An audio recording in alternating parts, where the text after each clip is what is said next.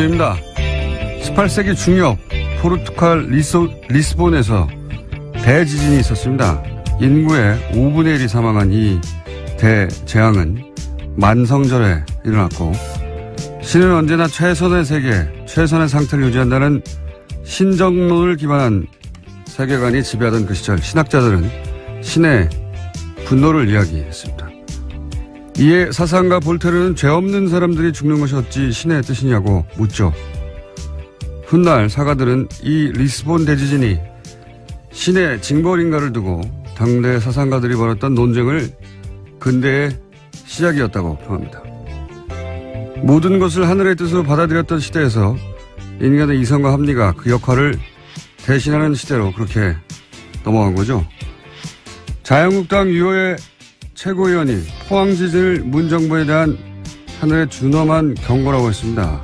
유 최고위원은 포항시민이 천벌을 받았다는 게 아니라 그런 말이 아니라고 해명을 했죠.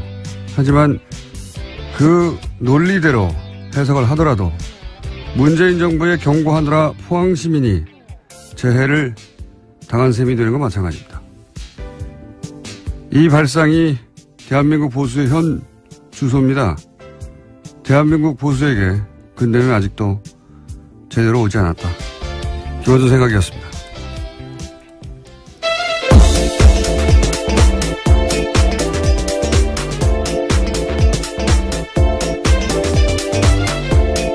시사인의 김은지입니다. 자, 오늘도 달려볼까요? 네, 다스는 누구 겁니까? 관련된 소식을 가장 먼저 전해드리겠습니다. 요즘 이 뉴스가 여기저기서 자꾸 나오고 있어요. 예. 네, 이명박 전 대통령의 아들 이시영 씨가 다스 핵심 납품업체 한 곳을 또 인수했다라고 어제 JTBC가 보도했는데요. DMI라는 곳입니다. 이 DMI는 다스 납품업체인데 자동차 시트 뼈대를 만드는 곳입니다. 다스 핵심 관계자의 말에 따르면요. DMI 등은 리틀 다스로 불린다라는 건데요. 또 이 DMI는 설립 이후에 흑자 경영을 해오다가 지난해 갑자기 14억 원의 적자를 기록했습니다. 그러면서 매입 가격을 낮추기 위해서 회사를 어렵게 만든 게 아니냐라는 의혹이 나오고 있다고 합니다. 지난번과 마찬가지 케이스죠. 예. 네, 그렇죠. 한 번 전해드린 바가 있는데요. 네, 100만 원에 어떻게 600억짜리 다운을 매입했느냐. 알고 보니 100만 원에 매입했더라. 그냥 가져갔다는 얘기죠. 근데 계속 흑자를 내다가 바로 직전에. 네, 인수 직전에요. 네, 적자를 기록했는데 이렇다는 얘기는 뒷거래를 했거나 아니면 일부러 적자가 나도록 다스에서 물량을 주지 않았거나 뭐 그런 케이스 중에 하나일 거라고. 근데 이제 결론은 똑같은 거죠. 결론은 다스가 이제 실소유주 논란을 펴을 수 없으니까 이시영 씨에게 비밀리에 승계 작업을 하던 것들이 지금 들키는 와중이다. 이렇게 볼 수 있는 거죠. 네, 핵심 협력 회사들을 통해서 우회해서 경영권을 넘겨주는 게 아니냐라고 전문가들이 의심하고 있습니다. 예전에 삼성 이건희 회장이 이재용 부회장에게 삼성 물려주기 위해서 이제 16억이었던가요 그때? 예. 굉장히 적은 돈이었죠. 예, 16억을 상대적으로. 한 번 주고 그 돈을 종잣돈으로 계속 불려서 전환사채나 이런 방식으로 결국은 이제 몇 조를 만들어서 삼성 전체를 먹게 하는 방법을 사용했는데 이게 크게 문제가 되니까 다른 재벌들은 다른 방법을 쓰기 시작했어요. 그중에 이제 지금 다스가 흉내내고 있는 것은 재벌 2세, 3세 혹은 뭐 4세에게 회사를 하나 세우게 한 다음에 그 회사에게 그 재벌에서 일감을 계속 몰아주죠. 그리고 인수합병을 통해서 등치를 계속 키워서 결국은 본사를 거꾸로 먹는 방식인데 왜냐하면 이렇게 하면 증여세를 피할 수가 있거든요. 예. 대표적으로 이 방식으로 거론되는 게 현대글로비스입니다. 예. 현대글로비스 예를 들어서 현대차, 기아차 수출하게 되면 그 운송 물량이 있을 거 아닙니까? 그 물량을 원래 다른 회사가 하던 거를 빼가지고 현대차, 기아차의 해외 수출 운송 물량의 절반 이상을 이제는 현대글로비스가 해요. 그러면 글로비스는 계속 주가가 올라가겠죠. 예. 그리고 그 오른 주가를 가지고 이제 합병을 하거나 주식 교환을 통해서 현대차의 지배 주주가 되어 간다. 뭐 이런 방식인데 재벌들이 많이 하는 방식입니다. 네, 이런 핵심 업체를 인수할 때요. 다스 본사에서 부장급 직원이나 이런 사람들이 나와서 실무 작업을 지휘했다라는 증언도 있습니다. 그리고 근데 인수가 끝나면 다시 다스로 돌아갔다라고 하는 건데요. 회사 이름을 바꾸거나 경영 목표를 결정하는 일 등에 있어서 다스 사람들이 직접적으로 관여했다라는 거죠. 직접적으로 관여했겠죠. 근데 문제는 뭐냐면 다스 이명박 전 대통령은 다스의 주식이 하나도 없거든요. 공식으로. 그런데 이 다스가 왜 이명박 대통령의 아들에게 승계되고 있느냐. 예. 당연히 실소유주 논란이 나올 수밖에 없고, 그 실소유주는 물려받은 사람의 아버지가 실소유주일 수밖에 없으니까 이명박 전 대통령이 거론될 수밖에 없는 거죠. 예. 그런 이야기입니다. 네. 어제 JTBC 보도는, 이명박 전 대통령이 실소유주 논란이 있는 다스가 이명박 대통령의 아들 이시영 씨에게 재벌들이 하는 방식으로 승계되고 있다. 그리고 그 승계 방식의 장점 중에 하나는 비밀리에 할 수도 있고. 지금 다 들켰습니다. 네, 지금 다 모서리 들켜가. 비밀리라고 하긴요. 비밀리에 상장을 하기 전에 이렇게 해서 나중에 상장을 하려고 했던 것 같아요. 예. 그런데 이제 그러면 상장하기 전에 비상장 회사에서 이런 일이 벌어지는 건 잘 알아내기 힘들거든요. 이 모든 건 사실은 140억 때문이에요.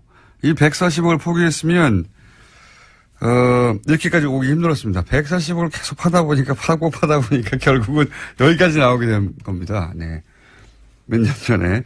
이 140억을 포기하지 못한 아버지의 끝없는 돈에 대한 욕망이 결국은 파국을 부를 것이다. 5년, 6년 전에 그런 말을 한 적이 있는데, 글로 가고 있습니다. 자, 그런 뉴스고요. 두 번째 뉴스는 뭡니까? 네, 국정원 특수활동비 관련된 소식도 계속 전해드리고 있습니다. 검찰이 어제 관련된 혐의로요, 최경환 자유한국당 의원의 집과 사무실 압수수색했는데요. 국정원 특수활동비 1억 원 받았다라는 혐의입니다. 하지만 최 의원은 계속해서 이를 부인하고 있는데요. 어제 관련된 중요한 증언이 나왔습니다. 이현수 전 국정원 기조실장이 자기가 직접 돈을 줬다라는 건데요. 그러니까 배달 사고의 가능성을 일축한 겁니다. 동시에 자신과 함께 다른 국정원 직원도 함께 돈을 줬다라고 했기 때문에요. 자신은 돈을 전달하는 게 임무였고 그걸 안 할 수가 없었다라면서 배달 사고 가능성은 있을 수 없는 일이다라고 JTBC를 통해서 밝혔습니다. 배달 사고라고밖에 할 수 있는 말이 없는데 배달 사고일 수 없다는 정황과 증언들이 이제 계속 나오는 거고, 이렇게 되면 또 이제 정치 공작이 아니라 정치 보복이라고 하겠죠. 이 보수 진영에서 정치 보복이라고 계속 주장하는데 이 프레임이 안 먹히고 있는데 계속 얘기해요. 사실 정치 보복심이 있다 이거거든요. 근데 보복심이 있다 없다 따지는 건 아무 의미가 없는 게, 개개인들이 보복심이 있을 수도 있고 없을 수도 있어요. 근데 누가 그 마음을 꺼내서 판별할 수가 있습니까? 그래서 예전에는 그럴 수 없기 때문에 마구 질렀거든요. 누구 심령 수사들도 아니고. 근데 지금 이루어지는 수사가 공동체를 해친 중대한 범죄가 있느냐. 그런 행위들이 있으면 입법도 처벌하는 거고요. 네, 법과 절차를 따라서 하고 있는 거죠. 없으면 미워도 처벌할 수 없는 거고요. 네, 영장은 다 법원을 통해서 나오고 있습니다. 그걸 다 구분할 수 있게 된 것이 현재 시민의 수준이거든요. 그러니까 저는 최근에 이제 보수 정당들이 여기 대응할 때 끊임없이 정치보복, 보수 정당뿐만 아니죠. 조중동도 계속 정치보복을 되뇌이는데 이게 안 통한다는 걸 몰라요. 모르는 것 같아요. 그게 이제 보수 정권 한 10여 년 하는 동안 지상파들도 자기 입맛대로 장악을 해서 본인들이 원하는 논리만 주류 미디어에 계속 등장하니까 자기들 프레임에 자기들이 속아 넘어간 거예요. 그 10년 동안 일반 시민들은 사실은 굉장히 다변화된 미디어 플랫폼으로 스스로 뉴스 찾아보고 스스로 뉴스를 전파하고 그렇게 진화를 했는데, 한 10여 년간 자기들을 보호할 거라고 생각하고 그렇게 장악하게 된 미디어 거기에 둘러싸여서 진화의 시간을 보수가 놓친 겁니다. 그러다 보니까 보수 정당에서 이럴 경우에 검찰도 계속 때리잖아요. 끊임없이 때리거든요. 그러니까 근데 지금 검찰은 청와대가 컨트롤해서 하명 수사하고 이런 게 아니란 말이죠. 지금 보면 여든 야든 민정수석도 잡잖아요. 국정원이든 검찰이든 걸리면 걸린 대로 다 족족 수사해버리겠다. 네, 정무수석. 정무수석이죠. 예. 민정수석은 민정수석은 예, 어제 국회에 왔습니다. 예. 그렇군요. 예. 조국 민정수석, 정무수석, 네, 전명환 정무수석. 그러니까 이 10년간을 보수정권을 겪으면서 검찰이 깨달은 거예요.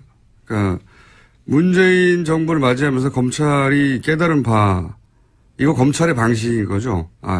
여기서는 여든 야든 국정이든 검찰이든 무슨 청와대든 족족 다 수사해버리겠다. 근데 이제 과거에 하던 방식으로 정권의 부담이 되라고 조중동을 통해서 혹은 뭐 검찰의 부담을 느끼라고 계속 정치보복이라고 하는데 정치보복 하명수사 막 검찰 동격하고 그런 얘기를 한다고 청와대가 부담을 느끼지도 않고 문재인 대통령이 그런 사람도 아니고 검찰은 점점 약이 오르고 이런 보복 정치 주구장창 얘기하는 건 자기들 무덤을 파는 겁니다. 이 문화 지체를 따라잡지 못하면 앞으로 보수 오랫동안 힘듭니다. 이런 얘기 안 통한다는 거, 단순히 안 통한다는 게 아니라 본인들에게 해가 돼요. 제가 말한다고 제 말 듣겠습니까만은 다음 뉴스는요. 네, 특수활동비 관련된 소식 하나만 더 전해드리면요. 어제 더불어민주당 원혜영 의원이 자유한국당 홍준표 대표의 특수활동비 관련된 발언에 대해서 거짓말이다라고 선을 그었습니다. 홍 대표가 자신이 국회 운영위원장을 맡았던 당시에 국회 특수활동비로 야당 원내대표들한테 국회 운영비용으로 일정 금액을 줬다라고 이야기했는데요. 이에 대해서 원혜영 의원은 어떤 돈도 받은 사실이 없다면서 분명한 해명을 요구한다라고 밝혔습니다. 해명과 사과가 없을 경우에는 부득이하게 법적 조치도 검토하지 않을 수 없다라고 했습니다. 이거 홍준표 대표가 곤란한 지경에 처할 것 같은데요. 왜냐하면 한 4천, 5천 정도가 매달, 국회 특수활동비, 예전에 판공비라고 불렀어요, 이거. 판공비라고 불렀는데, 뭐 국회 대책비라고도 하고, 여하간, 지금 뉴스의 흐름에서 얘기하자면 특수활동비죠, 이게. 예. 특활비, 판공비라고 불렀던 돈인데, 이거가 국회 운영위원장, 이게 나온단 말이죠. 네, 여당 원내대표가 겸직을 하고 있는 중입니다. 당시 원내대표였거든요. 당시 여당 원내대표였고 홍준표 대표가 2008년 9년. 그러니까 이명박 정부 때죠. 근데 지난 대선 후보 토론회 때 김진태 의원이 무슨 말을 했냐면 당시 후보가 홍준표 대표에게 국회 운영위원장 시절에 판공비 일부를 집에 가져간 건 문제 아니냐. 이 워딩은 김진태 의원이 한 겁니다. 예. 그러니까 이 판공비요, 말하자면. 이 판공비에 대해서 집에 가져간 건 문제가 아니냐 그랬더니 당시에 이제 당황했나 봐요. 토론회 때 뭐라고 대답했냐면 정치 작업으로 쓰고 남은 개인 돈은 집에 가져갔다. 이게 애매한 말이잖아요. 그러니까 요는 그때 이제 판공비하고 개인 월급하고 막 섞어서 쓰다가 남은 돈은 이게 개인 돈이니까 섞어 썼다는 얘기죠. 네, 이게 해명이 꼬이게 된 게요. 이 홍준표 대표가 가장 예민하게 여기고 있는 성원정 리스트와 관련돼 있습니다. 2015년 당시의 일에 대해서 해명하면서 처음부터 그렇죠. 발이 꼬였거든요. 왜냐하면은 지금 1억 2천 그때 당시에 이제 그 대선 후보 출마하면서 기탁금 1억 2천이 어디서 났느냐. 그 돈이 어떻게 마련되어 있느냐를 해명을 하던 와중에 끝에 이 얘기가 나오거든요. 그러니까 국회 운영위원장 시절에 판공비 일부를 유용한 게 아니냐는 의혹은 당내에 있었나 봐요. 그러니까 거의 8, 9년 지난 다음에 그 얘기가 나왔겠죠. 어쨌든 이 특활비 문제가 다시 논란이 되니까 그로부터 7개월, 8개월 있다가 이제 페이스북에 올린 내용이 뭐냐면 한 4, 5천 나오는데 그중에 정책위 의장에게 정책개발비로 1,500만 원을 주고 원내 행정국에 700만 원을 주고 원내 부대표단에게 10명에게 격월로 100만 원씩 주고 그러면 매월 500만 원 썼다는 얘기거든요. 이렇게만 하고 나면 이 합이 2,700밖에 안 돼요. 그러면 1,300만 원, 5천만 원이면 2,300만 원이 비는 겁니다. 그 비는 거를 메우려고 하다 보니까 야당 원내대표들에게 줬다라고 얘기를 했는데 야당 원내대표였던 당시 원혜영 의원이 나는 못 받았다 해버리니까 돈이 비는 겁니다 지금. 1,000만 원 이상이 매달. 그래서 이 말과 대선 후보 토론회 때 이야기가 다시 이렇게 맞물리게 된 거예요. 이 얘기를 왜 안 하나 모르겠는데.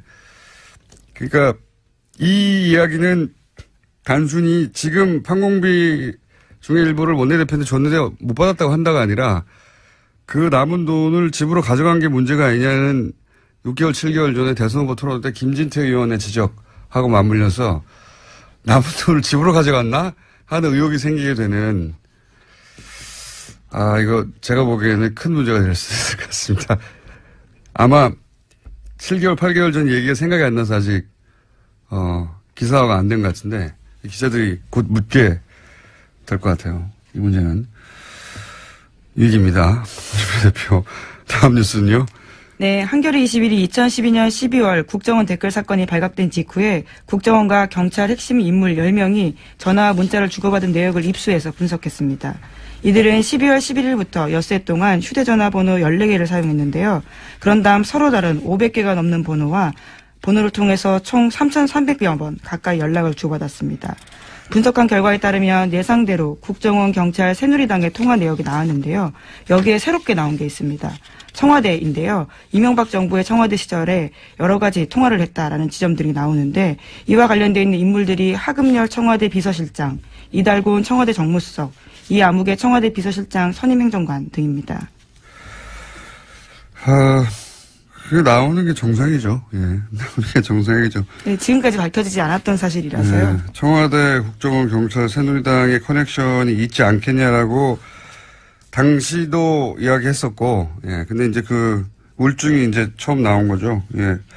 왜냐면 한 달 전쯤에도 얘기했던 것 같은데 서로 입을 맞추지 않으면 있을 수 없는 일이죠. 대선 후보 토론회 때 당시 박근혜 후보가 문재인 후보에게 그 국정원 여직원한테 수사 결과 아무것도 안 나오면 책임지라 그런 말을 하고 나서 토론회 끝나자마자 경찰이 아무것도 안 나왔다고 발표를 하죠. 중간 수사 결과. 심지어 중간 수사 결과 발표라고 이야기했습니다. 말도 안 되게. 네. 그리고 곧이어서 국정원에서는 고소고발을 하죠. 예. 바로 보도자료를 내고요. 관련된 사실에 대해서 공박을 시작했습니다. 이게 1년의 순서대로 주르륵 이어진 거거든요. 예. 그거를 짜지 않고 어떻게 했겠냐. 이 사실은 저는 이게 아주 큰 수사 대상이라고 보는 것이 그랬다는 얘기는 당시에 청와대, 경찰, 국정원이 명백하게 대선에 개입한 거거든요. 선거 개입. 요 선거 개입 건만으로도 큰 건이 됩니다. 이 국정원과 청와대와 국정원과 경찰과 새누리당이 각각 한 몸으로 대선에 개입했다는 얘기잖아요. 실제 특정 사건을 아무런 혐의가 없다고 발표를 중간에 근거 없이 해버리고 국정원은 거기 고소고발을 한다고 하고 대선 후보는 거기에 맞춰서 토론을 하고 질문을 하고 이거 수사해야 됩니다. 제가 왜 이런 얘기를 꼭 하냐면 제가 아직도 거의 6년치 3도 노출로 재판을 받고 있거든요. 공직선거법 위반 혐의로 그러니까 이게 있죠.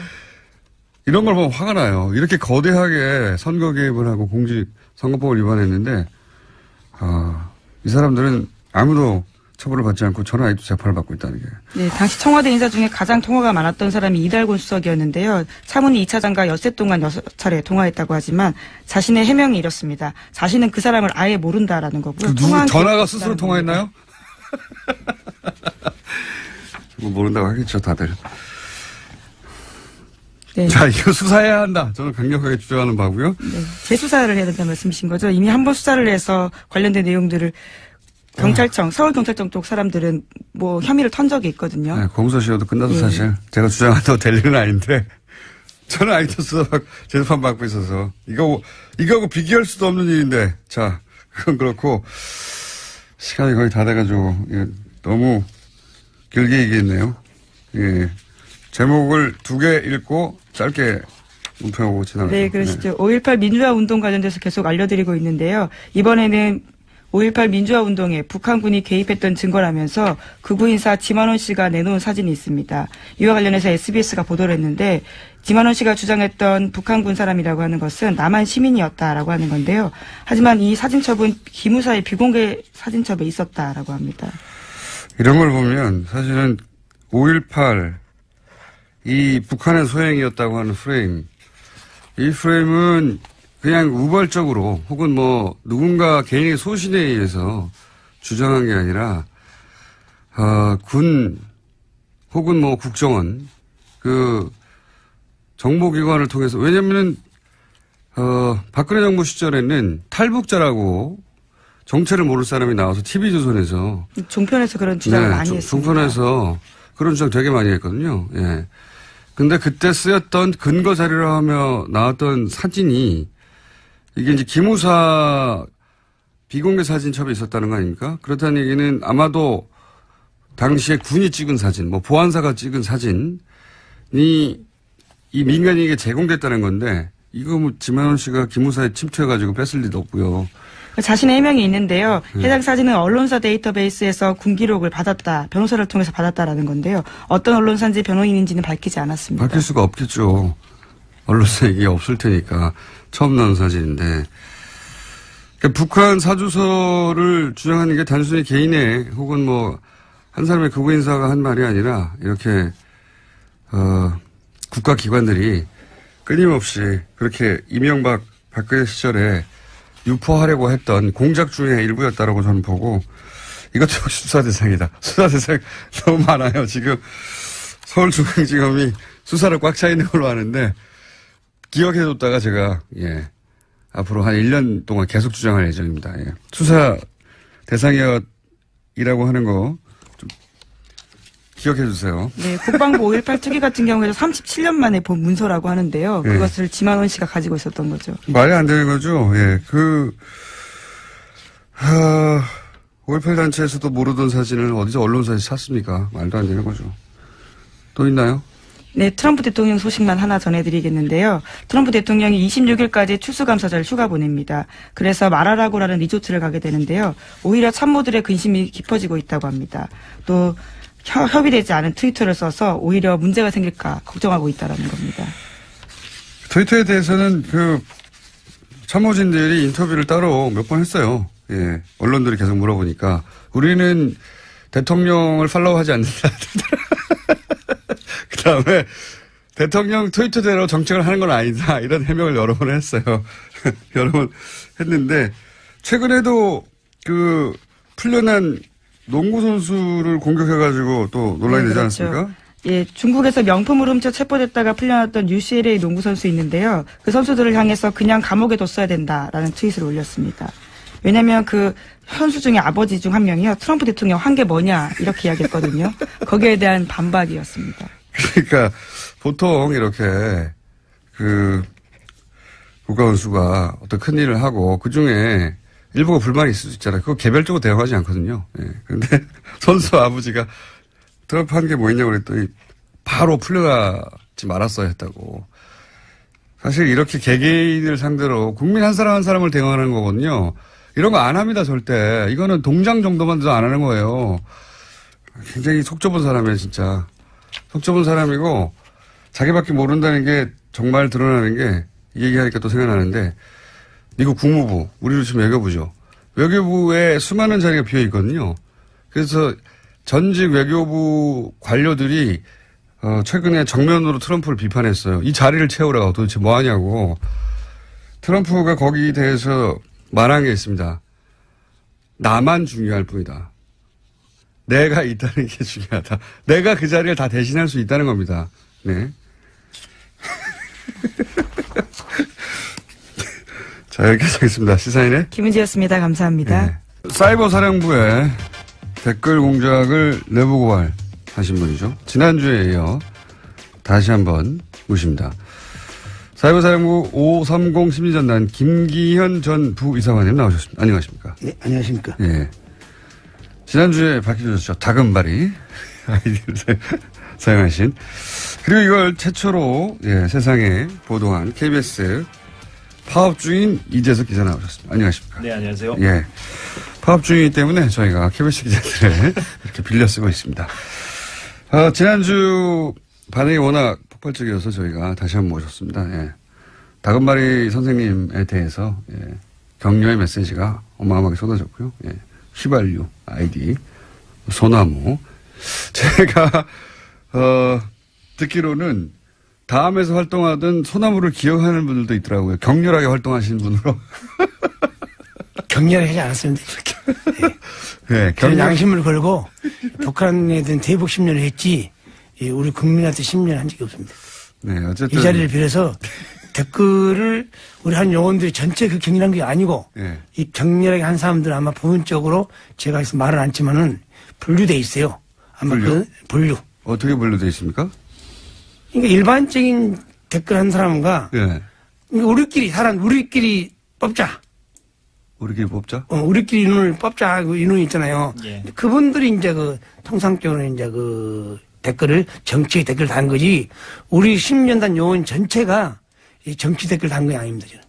아, 그러면은 예를 들어서 이명박 정부를 옹호하고 네. 뭐 예를 들어서 무슨 어떤 정책에 대해서 이거 막 칭찬하고 이렇게 소위 이제 정부 선풀이죠. 네. 정부를 옹호하는 댓글을 다는 팀과 그게 아니라 야당을 공격하고 뭐 야당 특정 지역을 비하하고 이런 댓글을 다는 팀이 따로 있었어요? 그러니까 저는 이제 어렴풋이 예. 그 야당을 비하한다는 그 눈치를 채고 소문은 알았지만은 예. 저는 제가 안 하니까 아하. 그걸 모르죠. 통상적으로 그때 몰랐었는데. 우리가 어떻게 되냐면은 이 분포도가 있어요. 분포도. 심리도, 국방, 예. 군사, 어허. 안보, 예. 한미동맹, 예. 기타. 아, 담당이 이렇게 나눠져 있어요? 그렇게 이제 코드를 그 10년 코드가 나눠 있죠 이렇게 분류가 거기에 입각해서 있는데 예. 이 이제 사건 그 분류에 들어가지 않는 정치팀이 있었다는 거죠. 그러니까 그것을 이제 아마도 그 당시는 이제 그 조직에서 소문이 예. 나오기는 저는 이제 경기를 하니까 예. 주로 정치 댓글은 그 이제 또 별동네라나 별동대가 따로 있었다. 그런 용어이 많이 한다는 걸 들었는데 예. 저 수사를 하고 나서 이제 알았죠. 터지고 나서니까. 근데 그 일부 요원들은 그야말로 정책 측면 지원을 한 거이지 야당한테 이거 뭐 비한다든가 특정 정치를 비한다는 저는 몰랐어요, 솔직히. 그때는 당시에는 모르셨고 예. 별도의 팀이 존재했다. 예. 그런데 나중에 보니까 팀이 존재했다. 그래서 소문이 있었는데 그 사람들은 따로 뽑았다고 말씀하시는 아니, 거군요. 뽑는 것이 아니고 거기 안에 내에서도 안에 내에서도 성분을 분류를 하는 거죠, 약간. 일단 뽑아놓고 성부를 아니, 성분이 이제 우리가 처음에 출발할 때는 예. 60명 출발했으니까 예. 거기 보강될 때도 쭉 보면 들어온 걸 따라서 이제 인원의 성향을 좀 분석하는 거죠. 예. 저 사람 반항성이 있다, 없다. 아, 사이버 사령부 내에 이 심리전단 안에서도 다시 성분 분석을 했다. 네. 그래서 그 사람들에게만 이런 정치 댓글을 시켰다. 그렇죠. 그렇습니까? 예. 네. 그 보안을 유지하기 위해서. 그걸 어떻게 아셨어요? 저는 이제 그런 어렴풋이 눈치를 어떻게 채셨어요? 어렴풋지 않은 데가 아침에 가서 이제 검색을 하죠. 네. 검색을 하는데 이상하니 우리 아이디가 눈에 튀는 아이디가 나온 거 저한테. 네, 우리 아이디가 나왔는데. 거의 아는 아이디가. 네. 근데 뭐 전라도띵 황호새끼. 전라도 홍새끼라는 거를 아는 아이디가 쓰고 있더라. 많이 보이는 아이디가. 네, 네. 이거 혹시 우리 요원들 아니나 그 의심을 가졌는데 여기 사건이 터지고 수사가 진행되니까 그걸 다 우리 요원들이 했더라고요. 어허. 그러니까 이제 네. 매우 노골적인 그러니까 야당 정치인들을 비난하고 특정 지역을 비난하는 그런 매우 노골적인 아주 저질의 댓글을 다는 요원들은 별도로 아주 별도로 좀 관리가 돼 있었고 김 선생님 같은 경우는 일반적인 댓글. 일반적인 댓글 예를 들면 이제 제주 해군기지라든가 네. 4대강이라든가 근데 이것도 하시면 안 됩니다. 엄밀히 얘기하면 그렇죠. 그것도 본인의 정체를 숨기고 이제 하신 거라서 군이 예. 청와대 정책을 홍보하실 이유는 없어요. 없는데 표정이 또 저는 그래서 김 선생님도 이제 저한테 이제 고백하시기로는 네. 본인도 이제 그 책임에서 자유로울 수 없다라고 이제 말씀을 하신 건데 그러나 다만 이제 분명히 해둘 것은 좀 구분이 좀 필요하고 또 김 선생님 같은 경우는 이제 아주 이제 논리적으로 이제 그런 어떤 국방부의 어떤 논리라든가 군의 논리를 이제 그 작업을 하신 거예요. 최초에도 정책 측면이라겠지만은 군사, 예. 국방, 예. 한미 군사 동맹 예. 그런 내용만 정책 측면을 하는 거지. 예. 우리가 4대강 뭐 4대강이나 뭐 예교나 그런 정책 측면은 본래는 내용이 없었어요. 원래는 안 했는데 없는데 점점점 그게 그것이 들어왔으니까 보니까 점점 퇴색에 간 것을 이유를 보니까 계속 저쪽에서 불러요. 저쪽이라 하면 청와대요? BH에서. 청와대. BH 부르면 사람들이 왔다 갔다 해요. 예. 아마 거기서 비공식적으로 점점점 오다를 받아갔지 않았느냐. 맨 처음 출발할 때는 군과 관련된 군 정책 관련된 트윗만 댓글만 달았는데. 그렇죠. 제가 그 보를 쓰니까 팩트가 나오면요. 네. 국방, 네. 군사, 안보, 네. 거기다가 한미 군사 동맹. 요 영역만 하다가. 네, 하다가. 점점 일반 정책까지 넘어가기 시작했다. 네. 근데 그게 청와대로 왔다 갔다 하면서 점점 그렇게 변한 것이다. 저는 그것을 몰랐죠. 예. 보고서를 내가 그렇게 쓰니까. 네. 근데 그것이 내용을 사후에 밝혀진 걸 봐가지고는 이런 것도 했구나. 그걸 느꼈고. 그러니까 다른 사람들이 어떤 댓글을 다는지는 정확하게는 몰랐군요, 서로는. 네. 그리고 네. 나한테 모 사령관이 네. 정치인들을 비하하는 것은 안 했으면 좋겠다고 그러더라고요. 정치인들을 비하는 하지 말라고. 큰일 난다고. 네. 그런 말씀을 했는데 왜 이 사건이 터졌는가는 이해를 못 하겠어요, 지금도.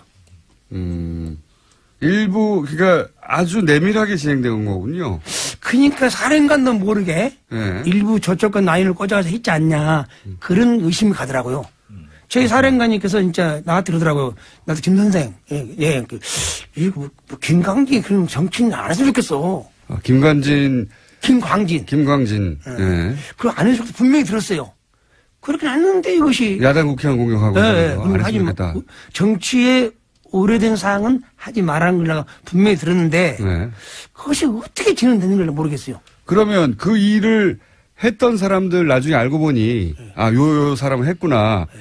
그런 사람들은 어떻게 선발된 거라고 보십니까? 아마 그 안에서, 이제 선발된 인원은. 네. 그냥 일반적으로 뽑습니다. 그러니까 제 말은 네.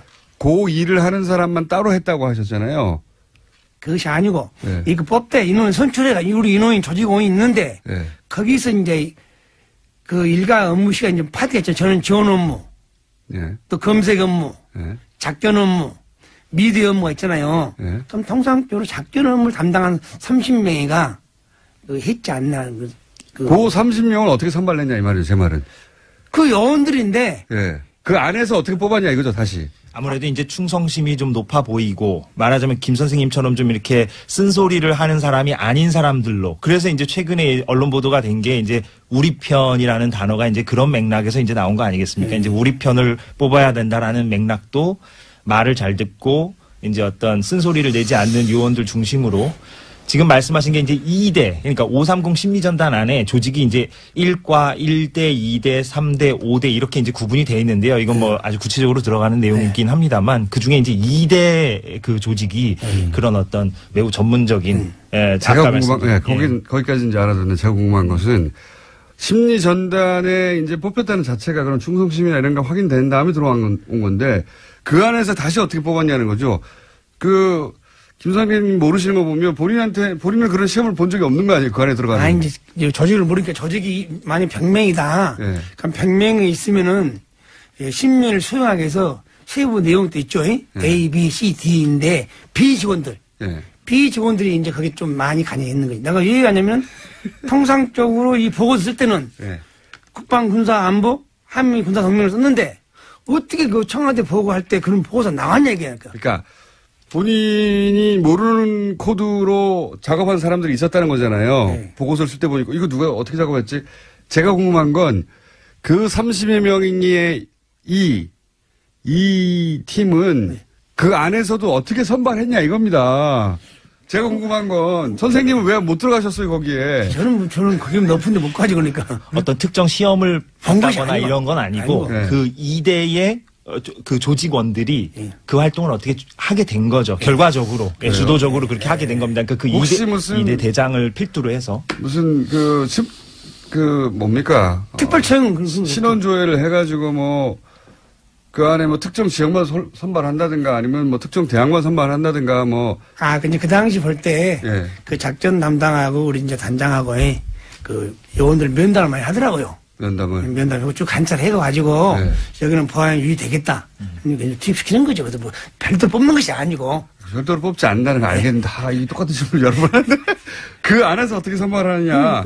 선발하는데 선발은 제가 구체적으로 여쭤볼게요. 혹시 그 지역 분들은 예를 들어서 경상도 분만 뽑는다든가 아니면 무슨 육사 출신만 뽑는다든가 아니면 무슨 어디 후배들만 뽑는다든가 그런 게 있었어요? 그 팀은 가만히 보니까 주로 이제 눈을 쭉 보니까 참 이런 말 하면 안 되겠지만 내가 하세요. 이제 좀 지역도 많이 고려한 것 같더라고요. 아, 그렇군요. 예. 아니, 간단한 질문인데, 이거 10분째. 그러니까 이제 특정 지역만 골라낸다든가, 뭐 특정 출신만 골라낸다든가. 특히 이제 충성심이 강한 사람. 알겠습니다. 단편지를 말하면. 그러니까 특정 지역을 주로 선발해서 그 지역에게 그 지역 감정을 유발하는 댓글을 쓰게 만들고 정치적으로 그런 일을 시킨 거잖아요. 아주 사악한 거예요. 예. 그런데 제가 말씀드리고 싶은 것은 정치 댓글은 정책 측면 지원을 한 것은 있지만은 정치 댓글을 이렇게 정치인들이 막 부각된 걸 보고는 내가 놀랐어요. 그것은 아마 은밀히 이 다른 PH하고 협조를 했지 않냐. 왜? 그게 아따가 되기 때문에. 네. 그러니까 그 보고서를 만들면은 누가 승인해주고 보는 사람이 있는 게 그걸 만들지. 그렇죠. 뭐다 이걸 보고를 합니까? 그 정치인들 그 누트나게. 네. 식민도 아닌데. 네. 그럼 그건 내가 봤을 때는 그 정황으로 봐서는 반드시 뭐 김강진이나 야당 의원들 폄하한 것은 오다를 받았고 했지 국방부 장관이나 그런 사람 오다 한 건 없는 거 아닙니까? 그러니까 국방부 혹은 심리전단이 스스로 판단해서 정치댓글을 단 게 아니라 정치댓글은 본인의 경험상 틀림없이 청와대 오다에 의해서 실시했을 것이다. 그렇죠. 왜냐하면 네. 청와대를 왔다 갔다 하는 내용을 봤으니까. 알겠습니다. 지금이라도 그분들이 장관님을 무시하고 지휘체계를 무시하면서 PH를 당했기 때문에 나는 PH에서 누가 불러서 거기를 갔다. 가서 무슨 회의를 했고 무슨 오다를 받아왔다. 그분들이 깨끗하게 양심선언을 좋겠으면 될까. 현 단계에서는. 그래야 우리 안보가 더 튼튼해지고 이걸로 혼란이 안 오죠. 예. 알겠습니다. 자, 지난주에 저희가 네. 얘기하려다가 시간이 부족해서 못했던 것 중에 오늘 제가 질문 하나가 거의 10분을 까먹어가지고. 그러니까 특정 지역 출신들을 골라가지고 특정 지역을 공격하게 만든 거잖아요. 그 얘기를 질문하고 싶었는데, 힘들었습니다. 지난주에 이거 있지 않습니까? 김석중 씨. 네. 김석중 씨가, 양심 선언을 하려고 했던, 네, 그런 의지를 가지고 있었던 친구였는데, 네. 그 김석중 씨가 교통사고로 사망을 했습니다. 네. 근데 교통사고로 사망한 것에 대해서 유가족들은 당연히 의혹을 제기합니다. 그죠? 예. 의혹을 제기하는데. 예, 뭐, 결과적으로는 물론 가해자와 합의를 하긴 했습니다. 예. 네. 예. 근데 이제 지난 시간에 잠깐 말씀하셨지만 정황 자체는, 중간에 전입을 온 분이고, 이분이. 네네. 전입을 와서 그런데 그 댓글 수사가 진행되는 동안 이분이 다른 곳으로 잠깐. 네, 교육 갔다 오죠. 네, 교육 갔다 오는 바람에, 이분이 쓰던 컴퓨터를 그냥 두고. 제 방에 방치해놓고 갔죠. 압수수색이 안 되는 바람에 그 안에 자료들이 들어있었다. 네네. 그렇죠. 네. 그래서 나중에 봤더니 자료가 잔뜩 들어있는데 그 자료 중에 이분이 보니까 자신이 작성하지 않은 청와대 문건이 그 안에서 나왔다는 거 아닙니까? 그렇죠? 그렇게 김 선생님에게 제가 이제 예. 와서 나한테는 말이 이 CD를 가지고 와서 예. 저한테 형님이라고요. 형님, 내가 작성하는 보고서 이 안에 많습니다. 네. 무슨 보고야? 그랬더니 본인이 작성하지 않은 보고서가 많다. 네. 무슨 보고야? 청와대 보고한 용의가 많다고 그래요. 그 CD를 나한테 주더라고요. 네. 보고를 하라고. 네. 그냥 보고하지 않겠다. 가지고 가라. 그렇게 끝냈죠. 그리고 나서 이제 이분이 내부 고발자로 지목이 됐다면서요? 네. 네. 그래서 괴로워하고 그러다가 이분을 다른 곳으로 전출을 보냈다면서요? 그렇습니다. 네. 그러니까 내부 고발자를 받았지만은 네. 그 이전까지도 조금 행동이 좀 부실했어요. 업무가 좀 나태하고 그렇게 했는데 아마도 이제 그렇게 나태하다 보니까 제보자가 아니냐. 네. 그렇게 어명을 받아가면서 저는 대구 가서 죽는까지는 모릅니다. 네. 가기 전에 50일 동안 거기서 인간 이하 취급 받았죠. 그 안에서. 예, 네. 대갑질 받았죠.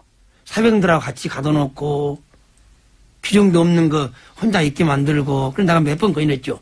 저분도 한 인격체니 네. 일단 죄를 지었으면 네. 관련 규정과 절차에 따라서 징계를 합시다. 네. 그러나서 교육을 쉽게 쓰든가 네. 보내는 거 해야지 네. 저렇게 막무가내 가둬놓으면 인권을 무시하고 가둬놨죠. 가두는 거 아니라 좀 심한 말이지만은 그 병사들 같이 놔둔 거지. 간부인데. 간부를 네. 병사들하고 따로 아니죠. 건물 출입구 옆에 안내 데스크에 네. 가둬놨어요? 사병들하고 사실상 이제 가둬놨다는 표현은 좀 뭐 그럴 수 있겠습니다만, 그러니까 거기에 이제 방치죠 한마디로. 그러니까 그러니까 한마디로 위에서 속된 말로 좀 찍혀서, 그래서 구석에 처박아놨군요 한마디로 말해서. 구석에 처박아놨는데 지금도 기분 나쁘게 내가 몇 번 갔어요. 가서 이 사항은 빨리 해결하자. 그러니까 처벌하는 것도 아니고 그렇다고 다른 곳에 보내는 것도 아니고. 그러면서 이제 협박하고 회유하고 겁박하면서 너가 이거 있을래? 너 대구로 갈래? 다른 데로 갈래? 그런데 그분한테 다른 데로 전출 가는 그분한테 조심하라고 그러셨다면서요? 한번 와가지고 저한테 이제 너 가니 비 오는 날 가지 말고. 비 오는 날. 술 먹지 말고. 그리고 밤에 가지 말아라. 왜 그렇게 말씀하셨어요? 특히 갓길 가지 말고. 갓길 가지 마라? 네. 왜 그렇게 말씀하셨어요? 제 직감으로 이제 말한 거지, 이제. 직감으로요? 네. 과거에 혹시 계속 이제 방첩 관련 일을 하셨으니까, 첩보 일을 하셨으니까, 과거에 혹시, 이 죽음은 이상하다, 그런 기억 때문에 그런 말씀 하셨어요? 그런 것보다는 자기 안전을 위해서 내가 선별해서 충고해준 거죠. 뜬금없이 전술 가는 사람한테 왜 갓길 다니지 말고 밤에 다니지 말고. 제가 또 양심선언으로 말하기 때문에 그런 말을 돌았어요. 그럼 또 누가 암만 그 사람이 민주국가에도 암만 정부도 반대파 있지 않습니까? 혹시 반대파 해코지하지 않나 그래서 내가 주의를 줬지요. 그러니까 그런 주의를 주신 이유가 있을 거 아닙니까? 혹시 그걸 은폐하는 세력들이 자기를 합리화하기 위해서 그걸 나가면 자기 합류 안 되잖아요. 입을 막기 위해서. 입을 막기 위해서 할 수도 있다. 그렇게 생각하셨어요? 최고의 가능성을 내가 열어보는 그런 일을 보신 적 있으세요? 없죠, 그러니까. 없는데 왜 그런 말씀 하셨어요? 어쨌든 그런 말씀을 하신 건 사실이에요. 사실이고 제가. 갓길 다니지 마라, 밤길 다니지 마라, 술 먹지 마라. 그런데 이분이 실제로 술을 한잔 하셨다고 하는. 그렇게 추정이 됩니다. 확인은 안 되고. 술을 마셨는지 안 마셨는지 확인이 안 되는데 술 마셨다고 이제 얘기하고 있는 거죠. 그리고 실제로 어떤 길에 갓길. 그러니까 밤 10시에 국도변을 걸어가시다가 그 경북 경산시 하양읍의 국도변을 걸어가시다가 이제 차에 걱정하신 대로 됐어요. 그리고 저도 이제 그 당시 이제 좀 이렇게 자유를 제한시켜놨잖아요. 그 당시에도. 그래서 지인들을 만나면, 고향 사람 만나면요, 똑같은 말이에요. 갓길 가지 마라. 산에 혼자 가지 말라고요. 산에 혼자 가지 마라. 뭐, 아시는 게 있나 본데, 과거에 의심 가는 사건들이. 아니, 전혀 없습니다. 근데 이 사건 자체를 좀 취재를 해보면, 지금 말씀하신 대로 국도변에서, 지금 경찰 얘기로는 근데 이제 경찰도 아는 게 별로 없는 게 헌병대가 수사를 담당해가지고 그죠? 그러니까 사건 다음 날에 이제 군무원이 숨진 사건이니까 헌병대가 현장에 와서 현장 조사를 하고 그랬죠. 그래서 이제 사실상 이제 인계가 된 거죠. 헌병대 쪽으로. 경찰이 이제 당일날은 사건 당일날은 이제 당연히 신고 접수를 하고 그렇게 하긴 했습니다만 헌병대가 인계를 했는데 하양에서 대구 방향 국도 편도 2차선에서 편도 2차선입니다. 편도 2차선에서 지금 가해자의 진술에 의하면 길 한가운데를 걷고 있었다는 거죠. 그렇죠. 그러니까 좀 이렇게 옆으로 이렇게 좀 밀착해서 걷는 게 아니라 그러니까 지금은 인도가 있는데 그 해당 국도에 근데 그때 당시에 인도 자체가 없었던 길이었습니다. 그때 2014년 사고가 났을 당시에는 그래서 인도가 없는 국도를 이제 걷다 보면 보통 이제 잘 안 걷는 길이죠, 당연히. 사람들이 잘 안 걷는 그런 국도였는데 거기를 이제 걷다가 이제 그 사고 차량이 이제 근데 이제 이것도 다 그 가해 차량의 운전자 진술에 근거한 것이고 물론 그렇습니다. 그 국도 한가운데를 이분이 왜냐면 그 인근에 이제 사람들 얘기를 들어보면 거기는 사람이 걷는 길이 아니다. 인도가 없는 길이니까. 그래서 인도가 아예 없기 때문에 그렇다면 도로 한가운데로 걸었다는 얘기가 되는 거거든요. 도로 한가운데로 걸어가다가 차에 받쳐 사망했다. 라고 얘기하는 중입니다. 근데 그게 사실인지 아닌지 따지기가 힘들어요, 지금은. 거기에 이제 뭐 CCTV가 있는 것도 아니기 때문에 일단은 그렇게 이제 결론이 난 상태입니다. 김기현 선생님, 이재석 기자였습니다. 뜨거 바른정당 이연속 2위 최고위원. 네. 당대표를 1년에 2번을 뽑았는데. 투탑. 네. 2번을 뽑았는데 2번 연속으로 2위를 하신 하태경 의원 나오셨습니다. 안녕하십니까. 예, 반갑습니다. 네. 하태경입니다. 첫 번째 최고위원 때보다는 득표율이 낮죠? 낮죠. 근데 이제, 뉴스공장 덕인 것 같아요. 그래도. 그 대선 후보랑 붙었는데. 4분의 1 득표. 예, 뭐, 지난번에는 어쨌든, 김무성 대표도 있고, 뭐 해서, 제가 명실상부한 투탑이라고 이야기는 못 했는데, 이제는, 물론 쪼그라진 정당이긴 하지만, 개혁 보수의 투탑. 자, 투탑인데, 당은 절반으로. 절반으로. 근데 이제, 유승민 대표하고 안철수 대표하고 한번 만난 이후로 적어도 국민의당에서는 예. 안철수 대표가 통합으로 가는 당대당 통합으로 가는 로드맵을 확실히 정했나 봐요. 예, 글로 쭉 가는 것 같은데 유승민 대표한테는 얘기 들어보셨어요? 이 통합에 대해서? 진지하게 얘기를 했죠. 예. 근데 이야기를 했는데 이제 제가 이건 정말 일관되게 제가 말씀을 드렸는데 선거연대까지는 반드시 한다. 선거연대라는 건 지방선거에서 지방선거까지 후보를 낼 때 연대한다. 그렇죠. 우리가 공동선거를 한다. 이거는 이제 해야 되는 거고. 근데 이제 합당 문제는 별개의 문제다. 물론 이제 우리 당에 합당론자도 있습니다. 지금 11명 중에 몇 명이 합당론자입니까? 정확히 이건 다 모여가지고 국민의당 합당 문제 논의는 안 했는데 한 3-4명 정도는 되는 것 같아요. 서너 명. 합당. 반드시 합당해야 한다. 하는 게 좋다. 기호 3번을 달아야 된다. 근데 이제 어쨌든 최고위원회에 저하고 유승민 대표 생각이 제일 중요합니다. 어쨌든 지금 그 진로를 정하는 데 있어서. 근데 저도 합당을 전제로 우리가 이 국당과 연대를 추진하는 것은 반대하고 이 순리대로 가야 된다. 그 안철수 대표 생각은 제가 볼 때는 일종의 탑다운 방식인 것 같아요. 안철수, 유승민 만나가지고 전격 합당 선언을 하면 누가 뭐 어떻게 할 거냐. 나갈 사람 나가라. 원래 이런 생각이 있는지는 모르겠는데 물론 내부에서는 최대한 설득을 하겠지만 근데 이제 그런 방식은 부작용이 굉장히 심하다. 일단 안에서 합당 결사 반대파가 있잖아요. 그럼 불 끄는데 시간 다 보낼 가능성이 있어요. 불을 안 끄려고 그러는 것 같은데요, 제가 보기엔. 근데 이게 그 박지원 전 대표나 이 정치 고단수이기 때문에 이 호남 민심을 들었다 놨다 할 수 있는 분들이거든요. 그랬을 때 이걸 그냥 방치하는 식으로 뭐 네 마음대로 해라 할 테면 이런 식으로 할 수는 없다라고 저는 보고요. 근데 그래서 어쨌든 파트너가 있는 거잖아요. 우리가 전격 합당선언 이런 거 안 해준다. 안 해주고 선거연대까지만 하고 그 다음 것은 상황을 봐서 바른정당이 국민의당에서 예를 들어서 이렇게 이제 끝장 토론을 한다지 않습니까? 예. 오늘. 예. 오늘 끝장 토론을 했는데 접점이 없어요. 없겠죠, 당연히. 예. 합의 결론이 어렵겠죠. 예. 서로 각자의 주장을 하다가 끝나겠죠. 그런데 대략 지금 새는 합당의 반대파가 숫자는 더 많지 않습니까, 현재? 국민의당 내에서. 국민의당 내에서 합당을 반대하는 쪽이 20명이 넘어갔어요, 예를 들어서. 그리고 그분들이 여차하면 탈당할 수도 있다. 탈당이라면 이제 이렇게 되면 거의 분당 수준이죠. 반반이니까 거의. 반이 넘을 수도 있으니까. 분당하겠다 했을 때 안철수 대표 입장에서는 이런 계산인 것 같아요. 결국 분당을 하던 탈당을 하던 그런 숫자가 말은 많지만 실제로 얼마나 되겠느냐.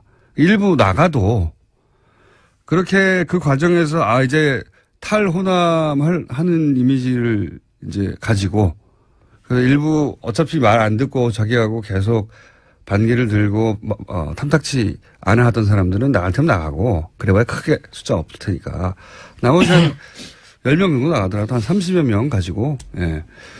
그래서 제가 요즘 역할이 그런 거 아닌가요? 그런 거에 그렇게 보이죠. 제가 요즘 역할이 국민의당 구당파 역할을 해주고 있는 것 같아요. 사실 제가 어제 중재안을 낸 거예요. 안 대표 쪽이랑 소위 말하는 뭐 비안 반안 계열이랑 그래서 이제 어떤 중재안을 내셨죠? 선거연대를 하자. 이거 합당 아니다. 그러니까 의원님 얘기를 듣지는 않겠죠. 아니 근데 이게 제 이야기를 들어야 되는 게 박지원 대표님도 제가 볼 때는 조금 과도하신 게 아니 합당 파트너로 바른정당 있고 거기 사실상 뭐 우리 당 지도부를 대변하는 제가 합당 아니라고 이야기를 하잖아요. 아니 그런데 안철수 대표는 오늘 의총석상에서 그럴 거예요. 반드시 합당하자는 건 아니다. 근데 연대를 강화하자는 거다. 그렇게 말이 아니라 통합으로 가야 한다고 지금 계속 메시지가 나오니까. 안 대표 부근에서 나오는 거죠. 네. 부근에서 나오는 거고 안 대표 입장에서는 대표니까 여러 목소리 수렴해야 되는 거고. 본인의 생각이 그런 것 같은데요. 아니 그래서 아니에요. 네. 의총하다 보면 또 그렇게 안 돼요. 이 대표는 자기 이야기를 먼저 발제를 하는 게 아니라 여러 사람들 이야기를 듣고 이제 수렴해서 뭐 어떻게 하겠습니다. 이제 결론을 내줘야 되기 때문에 그래서 제 생각에는 하태경의 중재로 선거연대 정도로 일단 하는 걸로. 그래서 어제 박지원 대표 어디 YTN인가 어디 인터뷰를 보면 그 선거연대는 그럼 반대합니까? 선거연대는 할 수 있지. DJP도 선거연대고. 근데 연대와 합당은 다르다. 선거연대와 합당. 그래서 사실상 국민의당 내에 선거연대를 반대하는 사람은 어제부로 사라졌어요. 공식화된 거예요. 본인이 원하는 대로 보시는군요. 아니, 그러니까 그런 식으로 그 지도부도 끌고 나가지. 저기서 대립을 더 심화시켜가지고 야 계속 싸우자. 제가 안 대표이고 안 대표 측근이면은 물론 뭐 주도권을 잡기 위해서 초반에 그렇게 몰아붙일 수는 있죠. 하지만 그렇게 불을 꺼야 된다 내부에. 왜냐하면 이걸로 확정을 해가지고 합당파 이겼다고 쳐요. 우리가 합당 안 하겠다는데. 그때가 되면 또. 그때가 아니라 오늘 내일 뭐 이번 주에 합당 결의를 하더라도 우리가 합당 좋다 합시다. 그러면 바른정당에서는 어떠한 경우에도 지방선거 전에는 합당 안 합니까? 예를 들어서 한 25명이 나갔어요. 15명 남았어요. 15명 남았는데 합당하자고 그래요. 그런 식으로 이야기하면 한국당하고도 정치는 생물인데 홍준표 날라가고 이제 보수에 아무도 없다. 좀 살려주세요. 우리 보고 당권 잡아라. 이러면 우리 그냥 점령군으로 들어가죠. 거기는 그러니까 그런 일이 일어날 기미가 별로 안 보이지만. 있죠. 홍준표 대표가 요즘 막 활동비로 스텝이 꼬이잖아요. 여기서 그 말씀만 드릴게요. 특활비. 특수활동비를 처음에는 국회 운영위원장이 와이프한테 특수활동비를 줬다. 남는 거를. 그러다가 어제는 페이스북에 그 특활비로 준 게 아니고 월급 남는 거로 줬다. 근데 이거는 제가 말씀드릴 수 있는 게 월급으로 주면 현금으로 안 줘요. 계좌로 들어갔다 계좌로 들어가지. 특활비는 현금으로 줍니다. 현금으로 나오기 때문에. 그래서 근데 월급을 현금으로 줬다. 이거는 국회의원 해본 사람 입장에서는 말이 안 되는 거다. 말이 안 된다. 그리고 두 번째로는 여기 비니까. 그러니까 지금 특활비로 와이프한테 줬다 한 거를 월급으로 준 거 됩니까? 이런 식으로 얘기했죠. 좀 더 제가 보강 설명을 하자면 홍준표 대표 여기 안 계시니까 본인이 이제 특활비 판공비라고 불렀죠 그때는. 네, 판공비죠. 그게 그거예요. 근데 좀 달라요. 판공비는 영수증이 있어요. 근데 특활비는 영수증이 없어요. 근데 이제 그걸 섞어서 얘기한 것 같아요 보니까 국회 운영위원장 몫으로 나온 판공비, 그 판공비 한 4, 5천 되는데 그 중에 일부를 집에 갖다 준 거 아니냐라고 김진태 의원이 이제 토론회 과정에서 지적을 하거든요. 약간 당황을 했어요. 그래서 아니 이제 정치 자금으로 쓰다가 남는 거는 내가 월급하고 섞어 썼기 때문에 집에 갖다 줬다. 집에 갖다 줬다를 부인하진 않았어요. 뭔가. 김진태 의원도 뭔가를 들었고 그리고 홍준표 대표도 그 자리에서는 바로 반박하지 못하고 섞어서 썼다. 이렇게 얘기했는데 지금은 섞어 쓸 수 없다. 월급이라면 통장으로 들어갔어야 되는 거다. 이렇게 말씀하시는 거고. 그리고 또 하나는 이제 나머지 비니까 아무리 이제 계산을 해도 야당 원내대표 이때 줬다고 했더니 야당 원내대표 당시 했던 원혜영 대표 난 받은 적이 없다. 의원이. 그렇죠. 부인을 해버렸죠. 그러니까 이게 돈이 좀 빕니다. 그게 운영이라는 상임위잖아요. 상임위가 있으면 상임위원장도 특활비가 있습니다. 특활비가 있으면 간사들한테도 얼마씩 줘요. 그래서 제가 오늘 폭탄 선언 좀 하려고 그러는데 딴 게 아니라 폭탄 아니기만 해봐요. 국회 특활비 폐지를 해야 됩니다. 아예 폐지를 하죠? 아예 폐지를 해야 됩니다. 그러니까 무슨 이야기냐면 활동비를 없애자는 게 아니라 영수증을 다 첨부하게끔 해야 된다는 거죠. 지금 저도 기분이 나빠요. 예를 들어 이제 특활비를 국회에서 제가 받잖아요. 네. 받으면 어떤 때 주냐면 뭐 새롭게 특위를 만들어서 네. 우리가 추가 근무를 하는 거예요. 그거는 아주 오래된 관행이죠, 국회에. 네, 그러면은 네. 그 간사들이나 할 때 봉투를 주는 거예요. 네. 그럼 꼭 보스가 밑에 사람 주듯이 네. 아이 수고했어. 네. 아니, 같은 국회의원끼리. 그리고 이제 그걸 받아서 밥 먹으라고 하면 가서 밥 먹죠. 우리 밥 먹죠. 예. 뭐 그렇게 쓰는 건데. 예. 근데 이제 기분이 나빠서 안 받진 않으셨잖아요. 그래서 이제는 거부하겠다. 이제는 거부하겠다. 이제 왜냐하면 이번에 국회 특활비도 개혁을 해야 된다. 그래서 저는 어제 정세균 의장님이 뭐 국정원 특활비 받았다는 의원들 이름 나오니까 불쾌하다 이런 말씀 하셨는데 의장님이 그런 말 하실 때가 아니라 그 의장님 특활비가 제일 많거든요. 의장님이 특활비를 이제 없애라. 판공비. 그러니까 판공비 헷갈린다니까. 네. 특활비는 영수증이 없다니까요. 그래서 네. 자기 개인 집한테도 갖다 줘도 되고 유용할 수가 있는 건데 이거를 특활비는 폐지하겠다. 아예 폐지하고 다 영수증 있는 돈으로 바꿔라. 그리고 영수증 없는 돈은 남은 거는 전부 다 포항 지진 성금으로 내겠다. 그래서 이번에 지진성금 내겠다. 이렇게 선언하시고 바른정당은 뭐 이렇게 저렇게 특활비가 나올 수 있는데 전면 수령 거부하겠다. 제가 우리 의원님들 의총을 소집해가지고 대표님 오시면 특활비 수령 거부 선언을 하자. 그리고 특활비 폐지 운동을. 대표님 판공비 때문에 안 하실 것 같은데. 우리 대표님도 이제 특활비 안 받겠다. 네. 선언을 하시자고요. 당연히 적으니까 그럴 수 있죠. 조금만 그걸 떠나서. 아니, 근데 이게, 저도 이 특활비는 말이 안 된다고 생각하는데, 굉장히 오래된 관행이더라고요. 국회가 존재해왔던 이래로 항상 액수의 차이는 있어 왔다. 근데 과거에는 그랬을 것 같아요. 요즘은, 특활비로 저도 뭐 한노위 간사도 하고, 뭐, 최순실 청문회 때도. 위원장 되면 위원장한테 나오고, 간사 되면 간사한테 나오고. 그렇죠. 그러니까 네. 일종의 추가 노동수당이에요. 뭐 그런 개념은. 예. 그러니까 이거는. 예전에 설날 우리가 이제 떡값이라며, 예. 기업에서도 줬던. 근데 그게 꼭 그 보너스로 들어가지 않는, 예. 그런 떡값처럼, 수고했어의 개념으로 현금을 준 거거든요. 이게. 현금을 주는 거죠. 예. 계좌로 넣어줘도 되고, 예. 추가 근무수당이라고 월급 명세서에 이번에, 새로운 특위, 새로운 걸 했으니까 얼마 들어가고, 이런 식으로 하면 되거든요. 근데 마치 상하 관계인 것처럼 국회도 그렇게 움직이고 있다는 거예요. 알겠습니다. 그런 특활비 문제 때문에 홍준표 대표가 위험할 수 있다. 네. 그렇죠. 그래서 비는 특활비 그러면은 월급 줬으면 그 특활비는 어디 줬냐 하니까 야당 원내대표 당시 줬다고 하니까 내가 안 받았다. 그래서 1,000만 원 이상이 빕니다. 사실은. 꽤 많이 비어요. 현재 설명할 수 없는 비는 게. 그러니까 이제 홍준표 대표가 굉장히 지금 초조하고 뭐 쫓기고 있다는 거죠. 그래서 그렇게 똑똑한 사람이. 그런데 그거는 이제 자유한국당의 상황. 그러니까 자유한국당도 갑자기 흔들려가지고 공백이 생기면 바른정당이 자유한국당과 합칠 수도 있다. 제가 이야기했듯이 홍준표 출당되고. 네. 그죠? 친박도 다 날아가고. 친박은 뭐 자연스럽게 적폐청산 해주고 있고. 홍준표 대표가 흔들리면 친박이 잡겠죠. 그건 아니죠. 지금 최경환 서청원은 뭐 그럴 상황은 아니고. 그러니까 이제 여러 가지 그 정치가 생물이라는 게 여러 가지 상황이 발생할 수 있고 거기서 정말 보수 리더가 없다.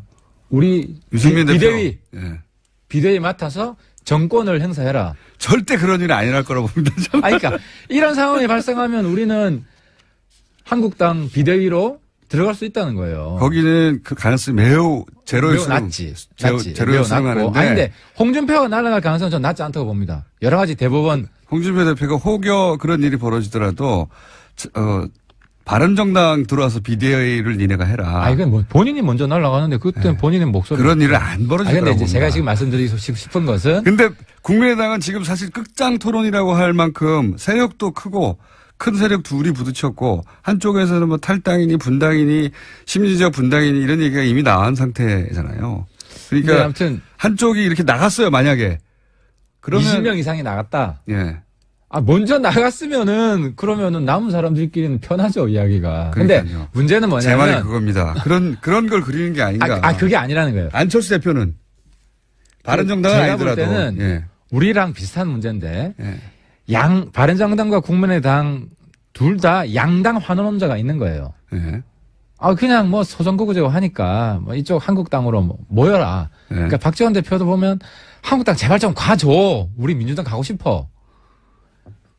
이게 실제 본마음이 아니냐. 물론 박지원 대표는 100% 그러진 않을 거예요. 근데 다른 몇 분들은 민주당으로 가고 싶은 명분을 자꾸 그러니까 예를 들어 오늘 제가 우리는 바로 합당하겠다라고 하면은 안철수, 하태경, 유승민 간의 합당 모종의 음모가 진행되고 있다. 우리는 이걸 막기 위해서 이제 탈당해가지고 이제 새로운 민주 세력을 그죠? 호남 정통 민주 세력을 우리가 뭐 구출하겠다. 이런 명분을 자꾸 찾으려고 하는 것 같아요. 그래서 그 명분을 안 주려고. 안 주려고 하는 게 아니라 박수 받지 않고 시너지가 없는데 왜 합니까? 안 그래도 쪼그라들었는데 우리는 더 쪼그라드는 이제 더 이상 우리 내려갈 데가 없어요. 자, 그러면은 국민의당과 당대당 통합을 만약에 할 수 있다면 어떤 전제 조건이 있어야 되는 겁니까? 20명 이상 반대. 영원한 국민 20명 이상 탈당? 주민들이 박수 쳤으면은 우리 할 수 있어요. 호남 주민들이 박수 안 쳐줍니다, 지금은. 아니, 여론조사를 보면 호남 보더라도 호남의 지금 민주당 지지가 한 7, 80% 되죠. 그 정도 되겠죠, 뭐. 그죠. 그런데 바른정당 합당에 찬성하는 게 한 37, 8%. 반대하는 게 한 45% 되더라고요. 그거는 국민의당의 권리당원을 대상으로 한 여론조사예요. 국민의당 권리당원은 한 50%가 바른정당 합당 찬성이고 민주당 합당이 한 10몇 %예요. 그러니까 호남의 여론이 그 바른정당에 대해서 그렇게 나쁘지 않아요. 이건 제가 체감하는데 한번 제가 KTX 타고 광주 내려갔는데 제가 잤거든요. 개의치 않는 거겠죠. 아니 제가 작아져가지고. 잤는데 제가 이제 광주 내려간다고 하고 자니까 막 호남 분들이 깨워줘요. 내리라고.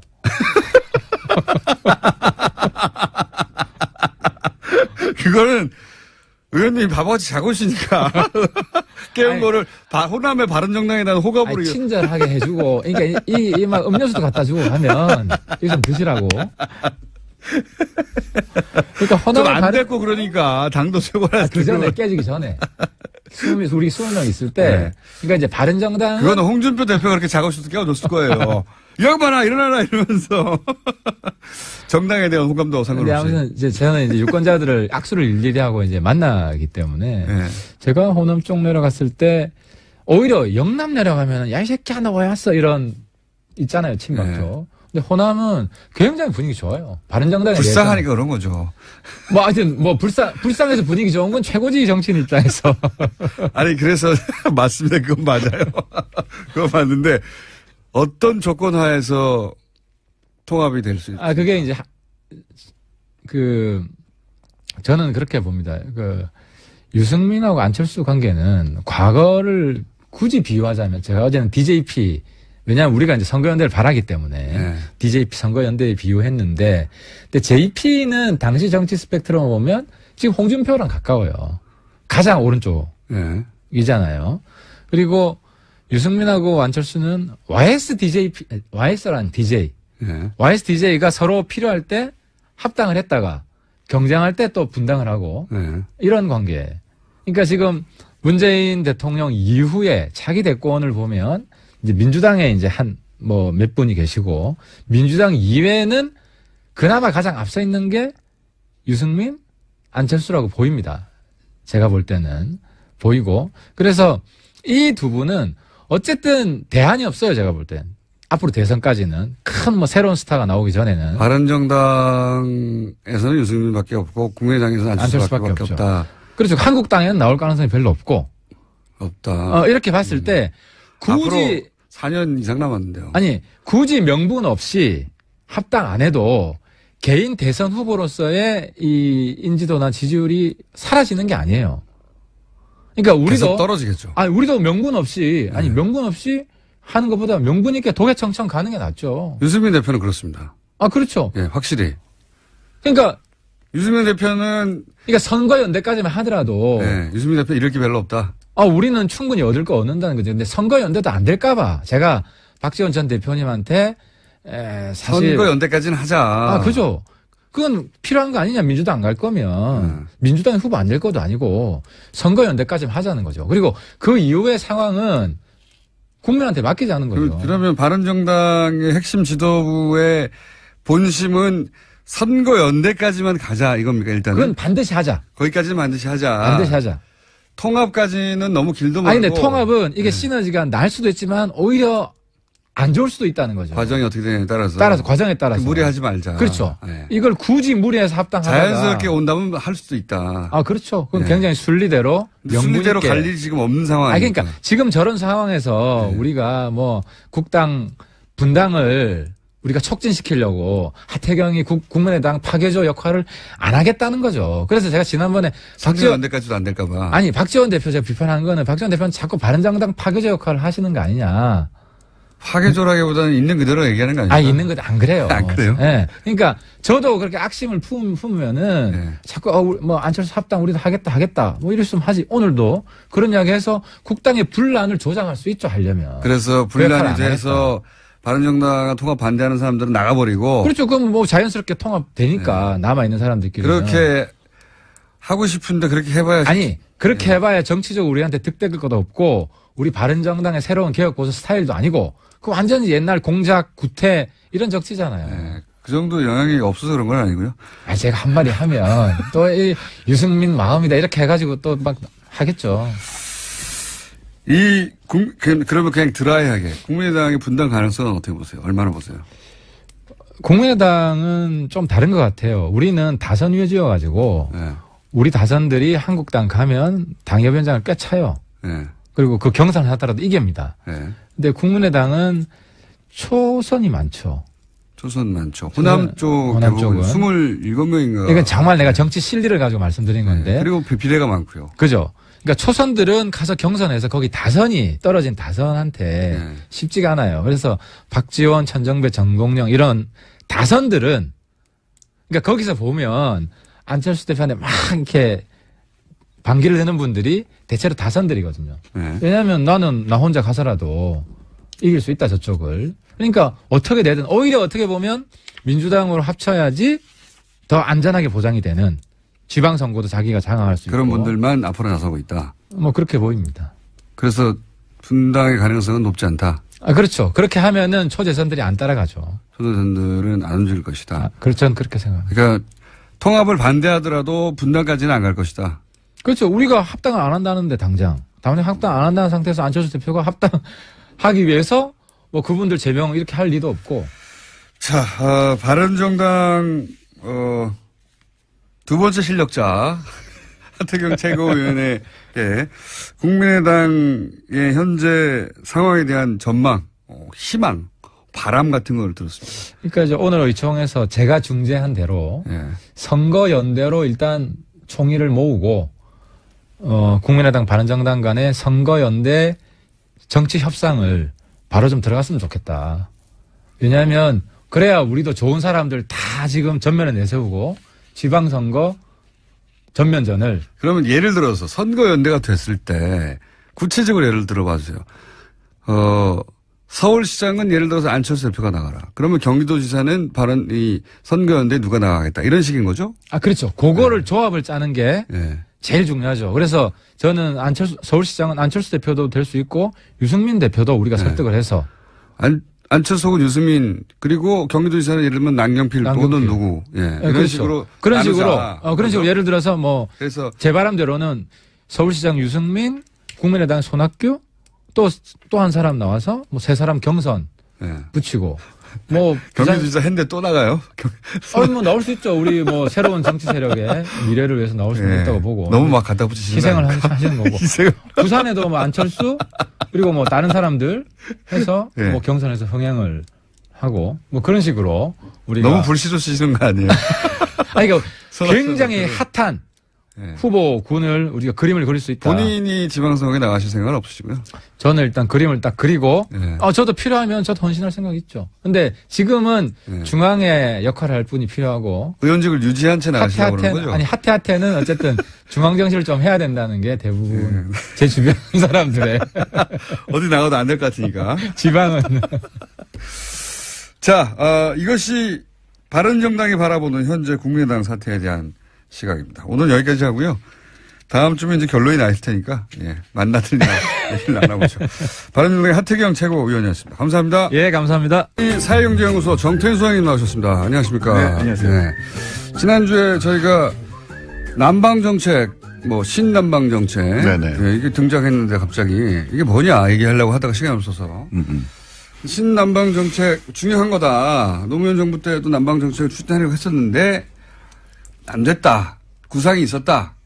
이런 말씀하시다가 끊어졌어요? 그때는 동북아시대위원회라고 해서 한중일 초점을 맞췄었죠. 그때만 해도 중국이 그렇게 큰 나라가 아니었기 때문에 중국의 경제가 여기까지 오지 않았죠. 예, 2003년이니까 15년 전이니까 네.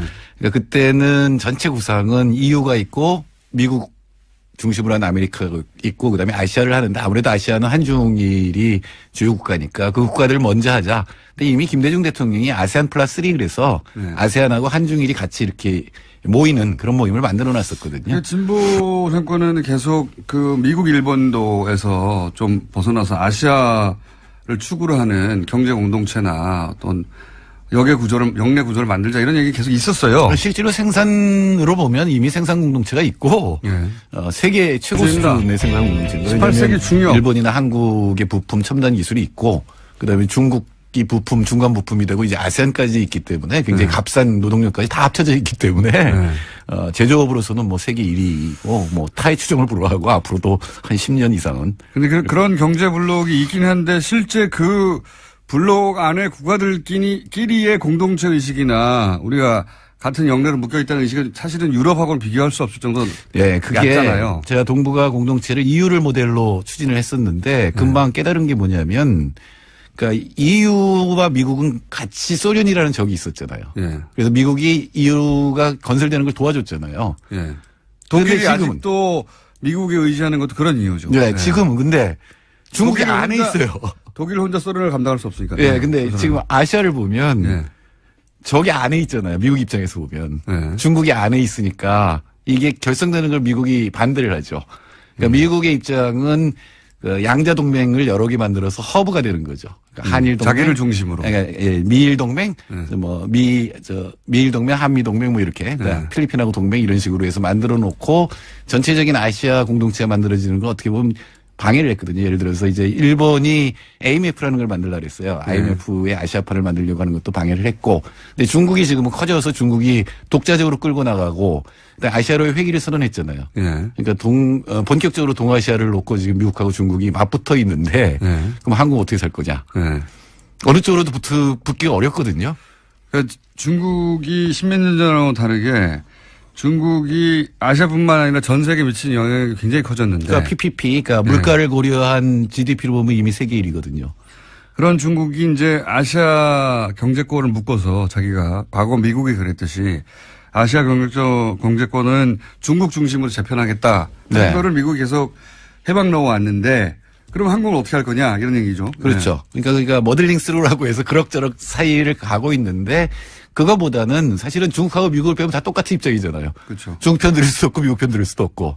그럼 이 나라들이 만일에 좀 더 협력이 강화되고 서로 통하게 된다면 함부로 못 건드릴 거 아니에요. 이 집단이 되면. 그래서 중국하고 미국 빼고 우리끼리 모이자. 그렇게 명시적으로 얘기한 건 아니지만 그 밑에 깔린 생각은 그런 거죠. 문재인 대통령 입에서 막 튀어나오잖아요. 포스트 차이나 이런 얘기가 나오는데 그거는 단순하게 아시아뿐만 아니라 중국 쪽에도 어느 정도 견제를 하겠다 이런 생각이 들어있는 거죠. 힘 센 두 사람 빼고 고만고만한 사람들끼리 잘 뭉쳐가지고 그거를 이제 풀이하자면 신남방 정책이라고 그럴듯한. 그리고 그거 이제 블라디보스톡 가서 이건 원래 참여정부 김대중 정부 때부터 있었습니다만 북방 정책을 얘기를 했잖아요. 그럼 쭉 연결하면 러시아부터 남북한 아세안 그다음 인도까지 연결이 되는 종축이 생겨나는 게 되겠죠. 그러니까 이제 중국이 1대1로라고 세계를 좌우로 쫙 연결해서 자기가 중국 중심 한가운데 있는 그림을 그렸듯이 우리는 이제 거기 대항한다기보다는 우리 나름의 그림을 그린 게 이제 위로부터 아래로 쭉 연결되는 그림을 그린 거예요. 그 부분이 가령 이제 자꾸 남차이나 남중국해에서 분쟁이 일어나는 이유는 인도양에서 배가 오잖아요. 아랍 쪽거나 다 인도양에서 배가 오면 말레카 해협을 지나가게 돼 있어요. 그럼 거기 베트남, 필리핀 막 이렇게 있잖아요. 그래서 결국은 일본하고 부딪히는 데까지 지나서 오게 되니까 이 해양 분쟁이 계속 일어나니까 아세안 국가 입장에서도 그냥 중국에 들어갈 수는 없고 또 옛날에 중국한테 지배를 받았었기 때문에 그러니까 사실은 미국하고 중국 사이에서 균형을 이루는 거를 아세안이 굉장히 잘한 편입니다. 그러니까 아세안이 특징이 있는 게 10나라잖아요. 업스버까지 12나라인데 헤게모니 국가는 없잖아요. 과거에 식민지들을 다 겪어서 그런 걸 굉장히 싫어해요. 물론 이제 인도네시아가 크긴 큰데 근데 헤게모니 국가 없이 연합을 굉장히 오랫동안 유지해왔거든요. 그래서 어떻게 보면은 국제관계에서 새로운 모델로 보는 학자들도 있습니다. 실제 이 지역의 경제 규모도 굉장히 크게 성장했죠. 그렇죠. 6억 3천만 명에 한 2억 2조 5천억 달러니까 한 4천 달러 정도. 근데 PPP로 하면 7천 달러 정도 됩니다. 1인당 GDP가. 근데 우리의 경험을 보면 1인당 GDP가 한 5천 넘어가면은 이게 경제 비약을 해요. 도약을 합니다. 그전까지 사실은 경제하려는 마음도 별로 없이 있다가 이제 어느 정도 부가 쌓이면서 비약을 하는데 제가 보기엔 아세안도 그런 단계에 도달한 게 아니냐. 그러니까 인도 아세안이 굉장히 빨리 중국처럼 빨리 클 가능성이 굉장히 높습니다. 우리가 이제 모르겠지만 지금 20대는 잘 모르겠지만 한 15년 전, 20년 전으로 되돌아가 보면 중국을 굉장히 무시했어요. 그랬죠. 경제적으로도 무시하고 무시했고. 실제로 중국에 가보면 이 건물들이 크긴 큰데 어딘가 엉성했거든요.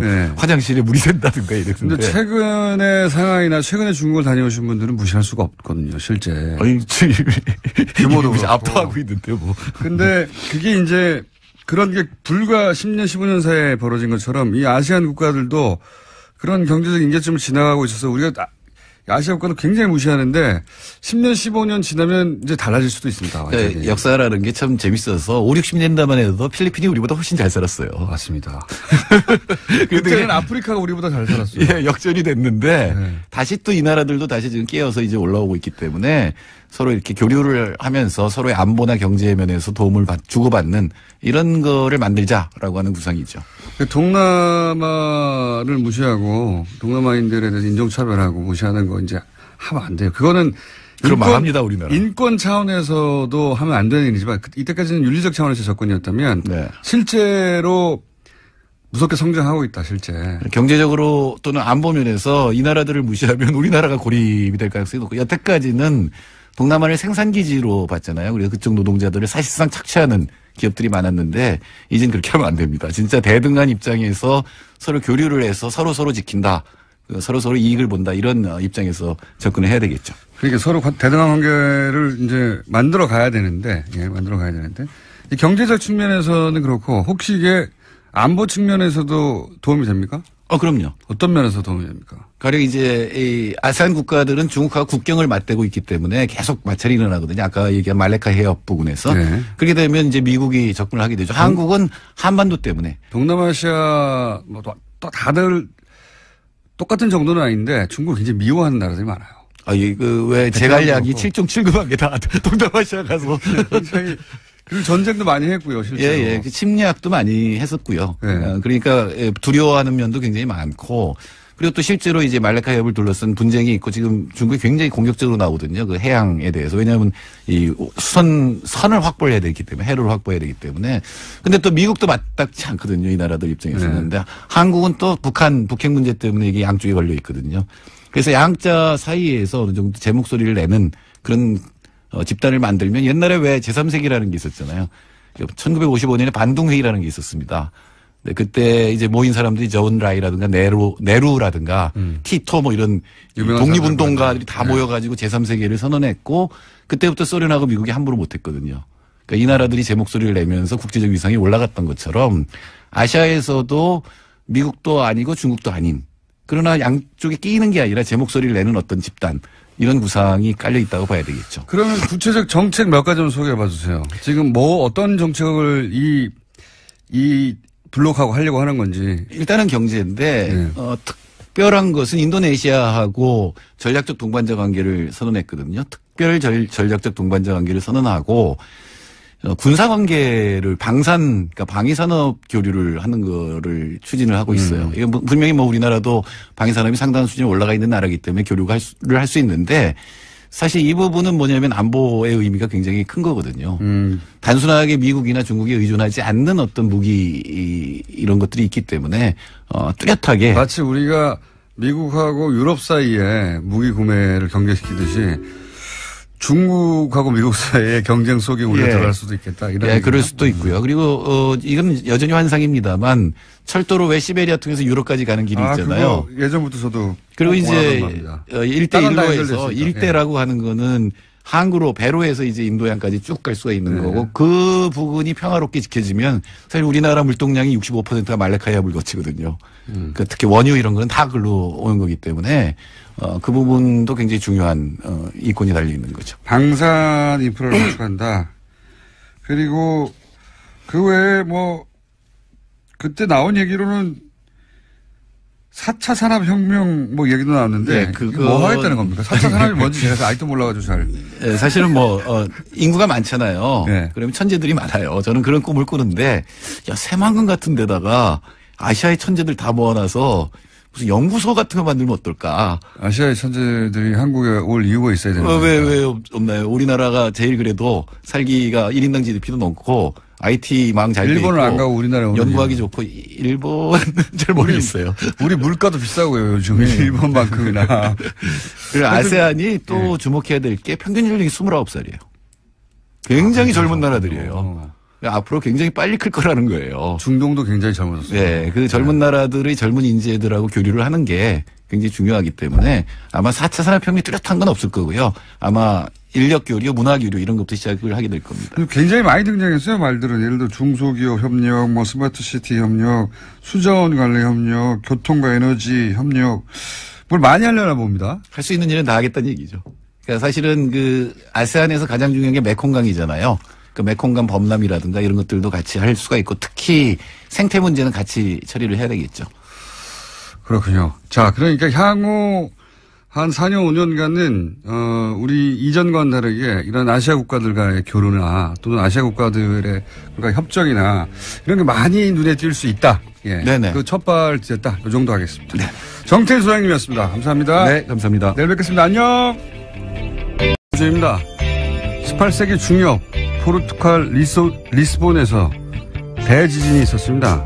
인구의 5분의 1이 사망한 이 대재앙은 만성절에 일어났고 신은 언제나 최선의 세계, 최선의 상태를 유지한다는 신정론을 기반한 세계관이 지배하던 그 시절 신학자들은 신의 분노를 이야기했습니다.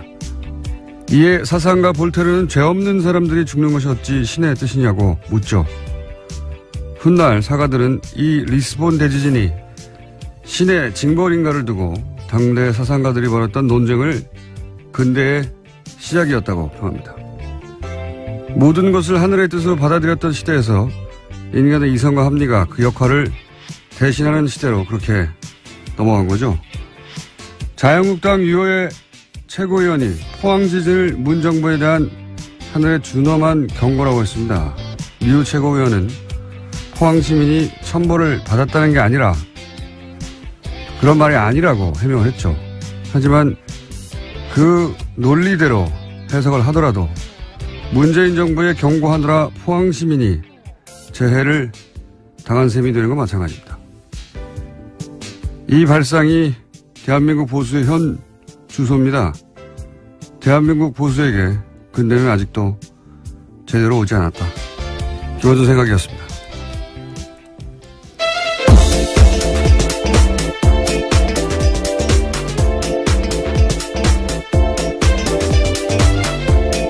시사인의 김은지입니다. 자, 오늘도 달려볼까요? 네, 다스는 누구 겁니까? 관련된 소식을 가장 먼저 전해드리겠습니다. 요즘 이 뉴스가 여기저기서 자꾸 나오고 있어요. 예. 네, 이명박 전 대통령의 아들 이시영 씨가 다스 핵심 납품업체 한 곳을 또 인수했다라고 어제 JTBC가 보도했는데요. DMI라는 곳입니다. 이 DMI는 다스 납품업체에 있는데 자동차 시트 뼈대를 만드는 곳입니다.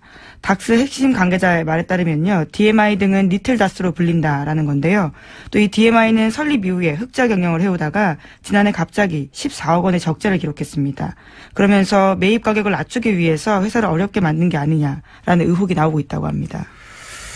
지난번과 마찬가지 케이스죠. 네, 네 그렇죠. 한번 전해드린 바가 있는데요. 네, 100만 원에 어떻게 600억짜리 다운을 매입했느냐. 알고 보니 100만 원에 매입했더라. 그냥 가져갔다는 얘기죠. 근데 계속 흑자를 내다가 바로 직전에. 네, 인수 직전에요. 네.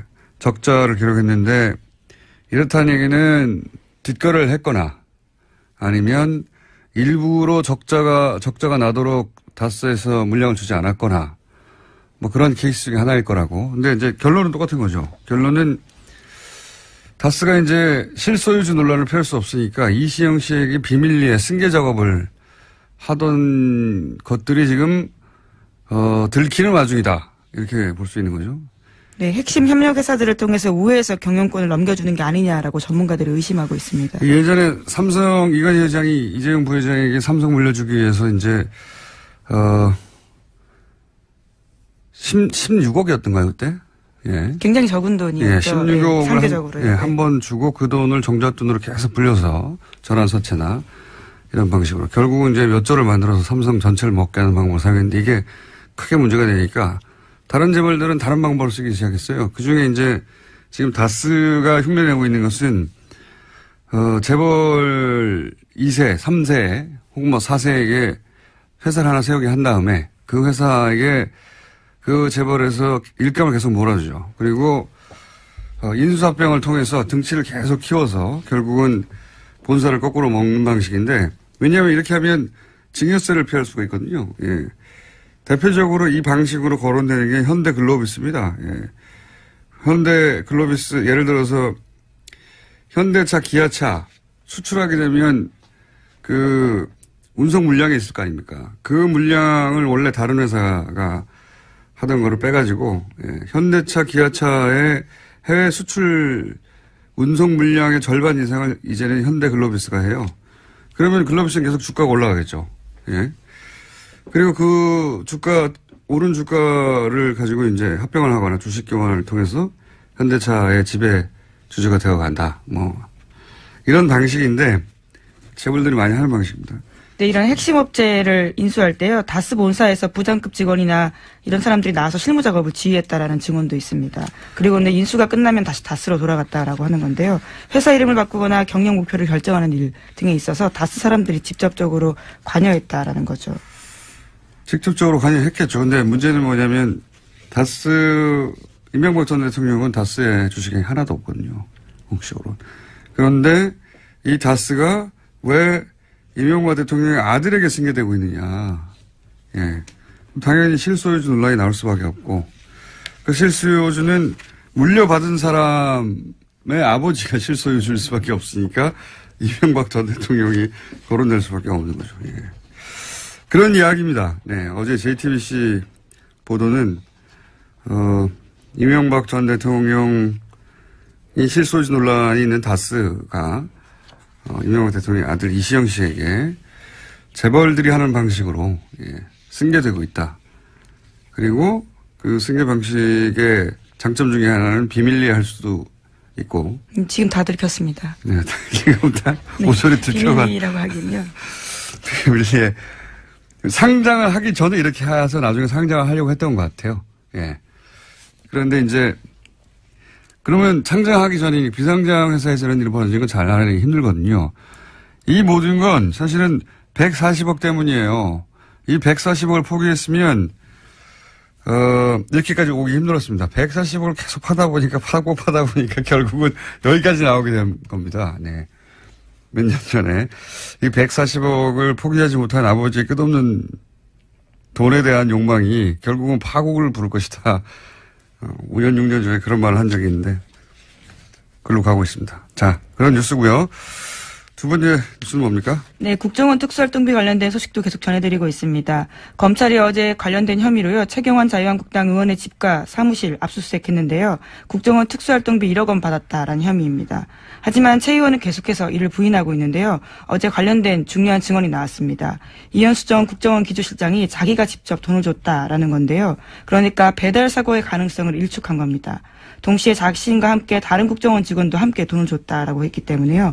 자신은 돈을 전달하는 게 임무였고 그걸 안 할 수가 없었다라면서 배달 사고 가능성은 있을 수 없는 일이다라고 JTBC를 통해서 밝혔습니다.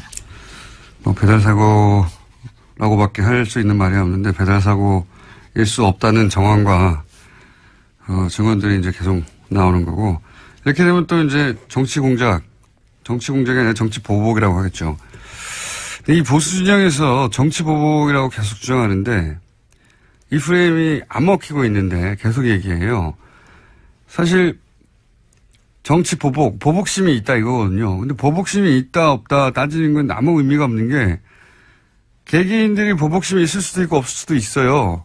근데 누가 그 마음을 꺼내서 판별할 수가 있습니까?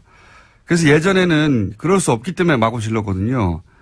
누구 심령 수사도 아니고. 근데 지금 이루어지는 수사가 공동체를 해치는 중대한 범죄가 있느냐. 그런 행위들이 있으면 입보도 처벌하는 거고요. 네, 법과 절차를 따라서 하고 있는 거죠. 없으면 미워도 처벌할 수 없는 거고요. 네, 영장은 다 법원을 통해서 나오고 있습니다.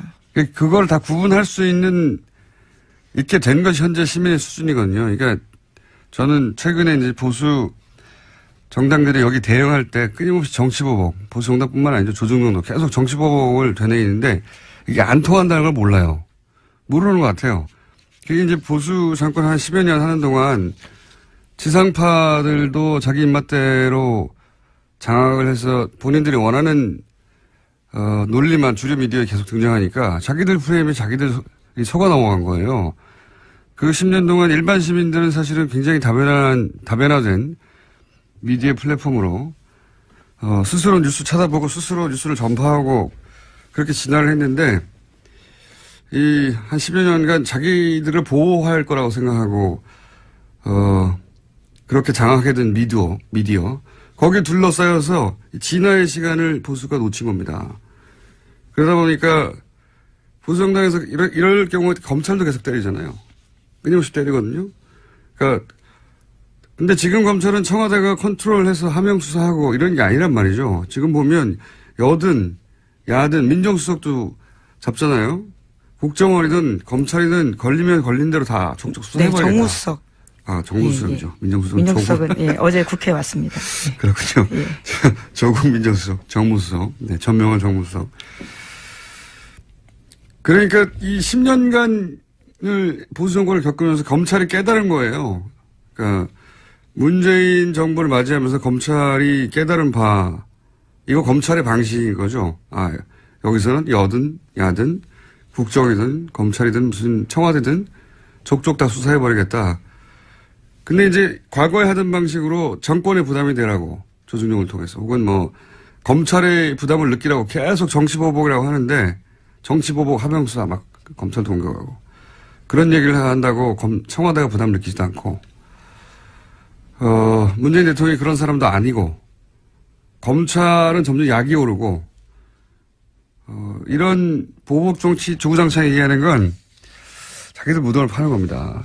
이 문화 지체를 따라잡지 못하면 앞으로 보수 오랫동안 힘듭니다. 이런 얘기 안 통한다는 거, 단순히 안 통한다는 게 아니라 본인들에게 해가 돼요.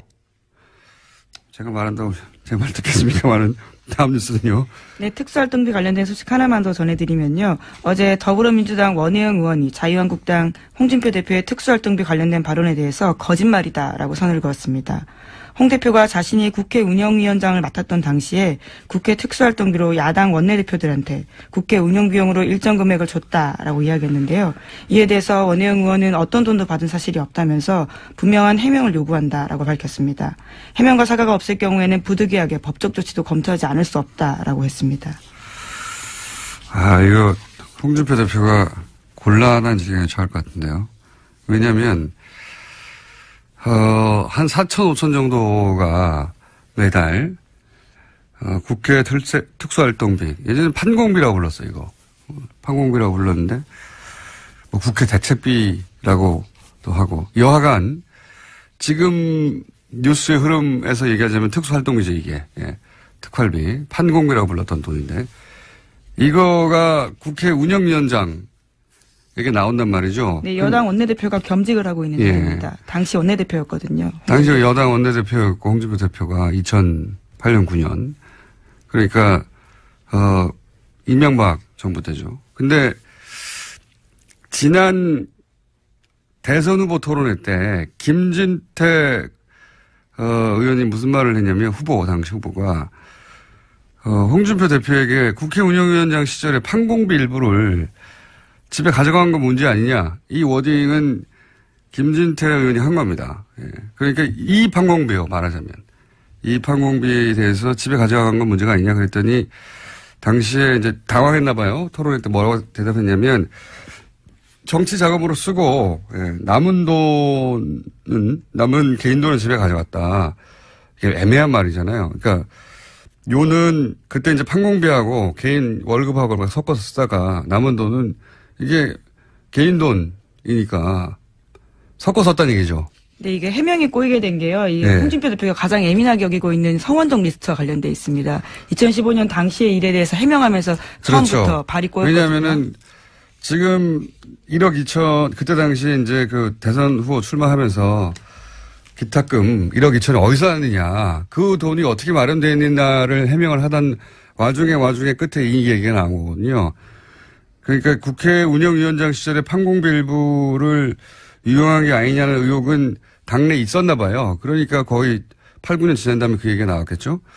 어쨌든 이 특활비 문제가 다시 논란이 되니까 그로부터 7개월, 8개월 있다가 이제 페이스북에 올린 내용이 뭐냐면 한 4, 5천 나오는데 그중에 정책위 의장에게 정책개발비로 1,500만 원을 주고 원내 행정국에 700만 원을 주고 원내 부대표단에게 10명에게 격월로 100만 원씩 주고 그러면 매월 500만 원 썼다는 얘기거든요.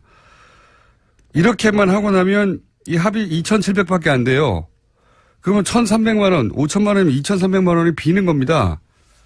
그 비는 거를 메우려고 하다 보니까 야당 원내대표들에게 줬다라고 얘기를 했는데 야당 원내대표였던 당시 원혜영 의원이 나는 못 받았다 해버리니까 돈이 비는 겁니다 지금 1,000만 원 이상이 매달. 그래서 이 말과 대선 후보 토론회 때 이야기가 다시 이렇게 맞물리게 된 거예요. 이 얘기를 왜 안 하나 모르겠는데 그러니까 이 이야기는 단순히 지금 판공비 중에 일부를 원내대표한테 줬는데 못 받았다고 한다가 아니라 그 남은 돈을 집으로 가져간 게 문제가 아니냐는 6개월, 7개월 전에 대선 후보 토론회 때 김진태 의원의 지적하고 맞물려서 남은 돈을 집으로 가져갔나 하는 의혹이 생기게 되는 이거 제가 보기에는 큰 문제가 될 수 있을 것 같습니다. 아마 7개월, 8개월 전 얘기가 이 민간인에게 제공됐다는 건데 이거 뭐 지만원 씨가 기무사에 침투해가지고 뺐을 리도 없고요. 자신의 해명이 있는데요. 해당 사진은 언론사 데이터베이스에서 군기록을 받았다. 변호사를 통해서 받았다라는 건데요. 어떤 언론사인지 변호인인지는 밝히지 않았습니다. 밝힐 수가 없겠죠. 언론사 얘기 없을 테니까. 처음 나온 사진인데. 그러니까 북한 사주서를 주장하는 게 단순히 개인의 혹은 뭐 한 사람의 극우 인사가 한 말이 아니라 이렇게 국가기관들이 끊임없이 그렇게 이명박 박근혜 시절에 유포하려고 했던 공작 중의 일부였다라고 저는 보고 이것도 역시 수사 대상이다. 수사 대상 너무 많아요. 지금 서울중앙지검이 수사를 꽉 차 있는 걸로 아는데 기억해뒀다가 제가 앞으로 한 1년 동안 계속 주장할 예정입니다. 수사 대상이라고 하는 거 좀 기억해 주세요. 네, 국방부 5.18 특위 같은 경우에도 37년 만에 본 문서라고 하는데요. 그것을 지만원 씨가 가지고 있었던 거죠. 말이 안 되는 거죠. 5.18 단체에서도 모르던 사진을 어디서 언론사에서 샀습니까? 말도 안 되는 거죠. 또 있나요? 네, 트럼프 대통령 소식만 하나 전해드리겠는데요. 트럼프 대통령이 26일까지 추수감사절 휴가 보냅니다. 그래서 마라라고라는 리조트를 가게 되는데요. 오히려 참모들의 근심이 깊어지고 있다고 합니다. 또 협의되지 않은 트위터를 써서 오히려 문제가 생길까 걱정하고 있다는 겁니다. 트위터에 대해서는 참모진들이 인터뷰를 따로 몇 번 했어요. 언론들이 계속 물어보니까 우리는 대통령을 팔로우하지 않는다. 그다음에 대통령 트위터대로 정책을 하는 건 아니다. 이런 해명을 여러 번 했어요. 여러 번 했는데 최근에도 풀려난 농구 선수를 공격해가지고 또 논란이 되지 않았습니까? 예, 중국에서 명품을 훔쳐 체포됐다가 풀려났던 UCLA 농구 선수 있는데요. 그 선수들을 향해서 그냥 감옥에 뒀어야 된다라는 트윗을 올렸습니다. 왜냐하면 선수 중에 아버지 중 한 명이요. 트럼프 대통령 한 게 뭐냐 이렇게 이야기했거든요. 거기에 대한 반박이었습니다. 그러니까 보통 이렇게 국가원수가 어떤 큰 일을 하고 그중에 일부가 불만이 있을 수 있잖아요. 그거 개별적으로 대응하지 않거든요. 그런데 선수 아버지가 트럼프 한 게 뭐였냐고 그랬더니 바로 풀려가지 말았어야 했다고. 사실 이렇게 개개인을 상대로 국민 한 사람 한 사람을 대응하는 거거든요. 이런 거 안 합니다, 절대. 이거는 동장 정도만 돼도 안 하는 거예요. 굉장히 속 좁은 사람이에요, 진짜. 속 좁은 사람이고 자기밖에 모른다는 게 정말 드러나는 게 이 얘기하니까 또 생각나는데 미국 국무부, 우리로 치면 외교부죠. 외교부에 수많은 자리가 비어 있거든요. 그래서 전직 외교부 관료들이 최근에 정면으로 트럼프를 비판했어요. 이 자리를 채우라고 도대체 뭐 하냐고. 트럼프가 거기에 대해서 말한 게 있습니다. 나만 중요할 뿐이다. 내가 있다는 게 중요하다. 내가 그 자리를 다 대신할 수 있다는 겁니다. 네. 자, 여기까지 하겠습니다. 시사인의 김은지였습니다. 감사합니다. 네. 사이버 사령부에 댓글 공작을 내부 고발하신 분이죠. 지난주에 이어 다시 한번 모십니다. 사이버 사령부 530 심리전단 김기현 전 부이사관님 나오셨습니다. 안녕하십니까? 네, 안녕하십니까? 예. 지난주에 밝혀졌죠. 다금바리 아이디를 사용하신. 그리고 이걸 최초로 세상에 보도한 KBS 파업 중인 이재석 기자 나오셨습니다. 안녕하십니까? 네, 안녕하세요. 예. 파업 중이기 때문에 저희가 KBS 기자들을 이렇게 빌려 쓰고 있습니다. 지난주 반응이 워낙 폭발적이어서 저희가 다시 한번 모셨습니다. 예. 다금바리 선생님에 대해서 격려의 메시지가 어마어마하게 쏟아졌고요. 예. 휘발유 아이디 소나무. 제가 듣기로는 다음에서 활동하던 소나무를 기억하는 분들도 있더라고요. 격렬하게 활동하시는 분으로. 격렬하게 하지 않았습니다. 네. 저는 양심을 걸고 북한에 대한 대북 심리를 했지 우리 국민한테 심리를 한 적이 없습니다. 네, 어쨌든 이 자리를 빌어서 댓글을 우리 한 요원들이 전체 그 격렬한 게 아니고 이 격렬하게 한 사람들 아마 부분적으로 제가 해서 말은 않지만은 분류돼 있어요. 아마 분류? 분류. 어떻게 분류돼 있습니까? 그러니까 일반적인 댓글 한 사람과 그러니까 우리끼리 뽑자. 우리끼리 뽑자? 우리끼리 인원을 뽑자. 그 인원이 있잖아요. 예. 그분들이 이제 통상적으로 이제 댓글을 정치의 댓글을 단 거지. 우리 심리전단 요원 전체가 정리가 안 나서 아직 기사화가 안 된 것 같은데 기자들이 곧 묻게 될 것 같아요. 이 문제는 위기입니다. 대표. 다음 뉴스는요. 네, 한겨레 21이 2012년 12월 국정원 댓글 사건이 발각된 직후에 국정원과 경찰 핵심 인물 10명이 전화와 문자를 주고받은 내역을 입수해서 분석했습니다. 이들은 12월 11일부터 엿새 동안 휴대전화 번호 14개를 사용했는데요. 그런 다음 서로 다른 500개가 넘는 번호를 통해서 총 3,300여 번 가까이 연락을 주고받았습니다. 분석한 결과에 따르면 예상대로 국정원, 경찰, 새누리당의 통화 내역이 나왔는데요. 여기에 새롭게 나온 게 있습니다. 청와대인데요. 이명박 정부의 청와대 시절에 여러 가지 통화를 했다라는 지점들이 나오는데 이와 관련되어 있는 인물들이 하금열 청와대 비서실장, 이달곤 청와대 정무수석, 이아무개 청와대 비서실장 선임행정관 등입니다. 그게 나오는 게 정상이죠. 예. 나오는 게 정상이죠. 네, 지금까지 밝혀지지 않았던 사실이라서요. 네, 청와대, 국정원, 경찰, 새누리당의 커넥션이 있지 않겠냐라고 당시도 이야기했었고, 예. 근데 이제 그 울증이 이제 처음 나온 거죠. 예. 왜냐면 한 달 전쯤에도 얘기했던 것 같은데 서로 입을 맞추지 않으면 있을 수 없는 일이죠. 대선 후보 토론회 때 당시 박근혜 후보가 문재인 후보에게 그 국정원 여직원한테 수사 결과 아무것도 안 나오면 책임지라 그런 말을 하고 나서 토론회 끝나자마자 경찰이 아무것도 안 나왔다고 발표를 하죠. 중간 수사 결과. 심지어 중간 수사 결과 발표라고 이야기했습니다. 말도 안 되게. 네. 그리고 곧이어서 국정원에서는 고소고발을 하죠. 예. 바로 보도자료를 내고요. 관련된 사실들에 대해서 공박을 시작했습니다. 이게 1년의 순서대로 주르륵 이어진 거거든요. 예. 그거를 짜지 않고 어떻게 했겠냐. 이 사실은 저는 이게 아주 큰 수사 대상이라고 보는 것이 그랬다는 얘기는 당시에 청와대, 경찰, 국정원이 명백하게 대선에 개입한 거거든요. 선거 개입. 요 선거 개입 건만으로도 큰 건이 됩니다. 이 청와대와 국정원과 경찰과 새누리당이 각각 한 몸으로 대선에 개입했다는 얘기잖아요. 실제 특정 사건을 아무런 혐의가 없다고 발표를 중간에 근거 없이 해버리고 국정원은 거기 고소고발을 한다고 하고 대선 후보는 거기에 맞춰서 토론을 하고 질문을 하고 이거 수사해야 됩니다. 제가 왜 이런 얘기를 꼭 하냐면 제가 아직도 거의 6년치 3도 노출로 재판을 받고 있거든요. 공직선거법 위반 혐의로. 그러니까 이게 있죠.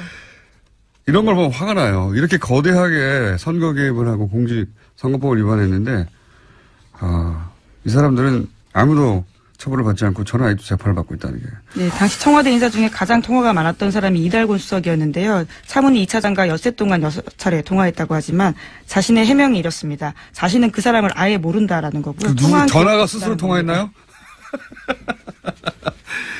뭐 모른다고 하겠죠, 다들. 네. 자, 이거 수사해야 한다. 저는 강력하게 주장하는 바고요. 네, 재수사를 해야 된다는 말씀이신 거죠. 이미 한 번 수사를 해서 관련된 내용들을 경찰청, 서울경찰청 쪽 사람들은 뭐 혐의를 턴 적이 있거든요. 네, 공소시효도 끝나서 사실 제가 주장한다고 될 일은 아닌데 저는 아직도 재판 받고 있어서 이거하고 비교할 수도 없는 일인데 자, 그건 그렇고 시간이 거의 다 돼가지고 너무 길게 얘기했네요. 예. 제목을 2개 읽고 짧게 문평하고 지나가죠. 네, 그러시죠. 5.18 민주화 운동 관련돼서 계속 알려드리고 있는데요. 이번에는 5.18 민주화 운동에 북한군이 개입했던 증거라면서 극우 인사 지만원 씨가 내놓은 사진이 있습니다.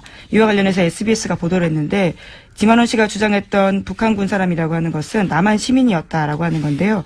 하지만 이 사진첩은 기무사의 비공개 사진첩에 있었다라고 합니다.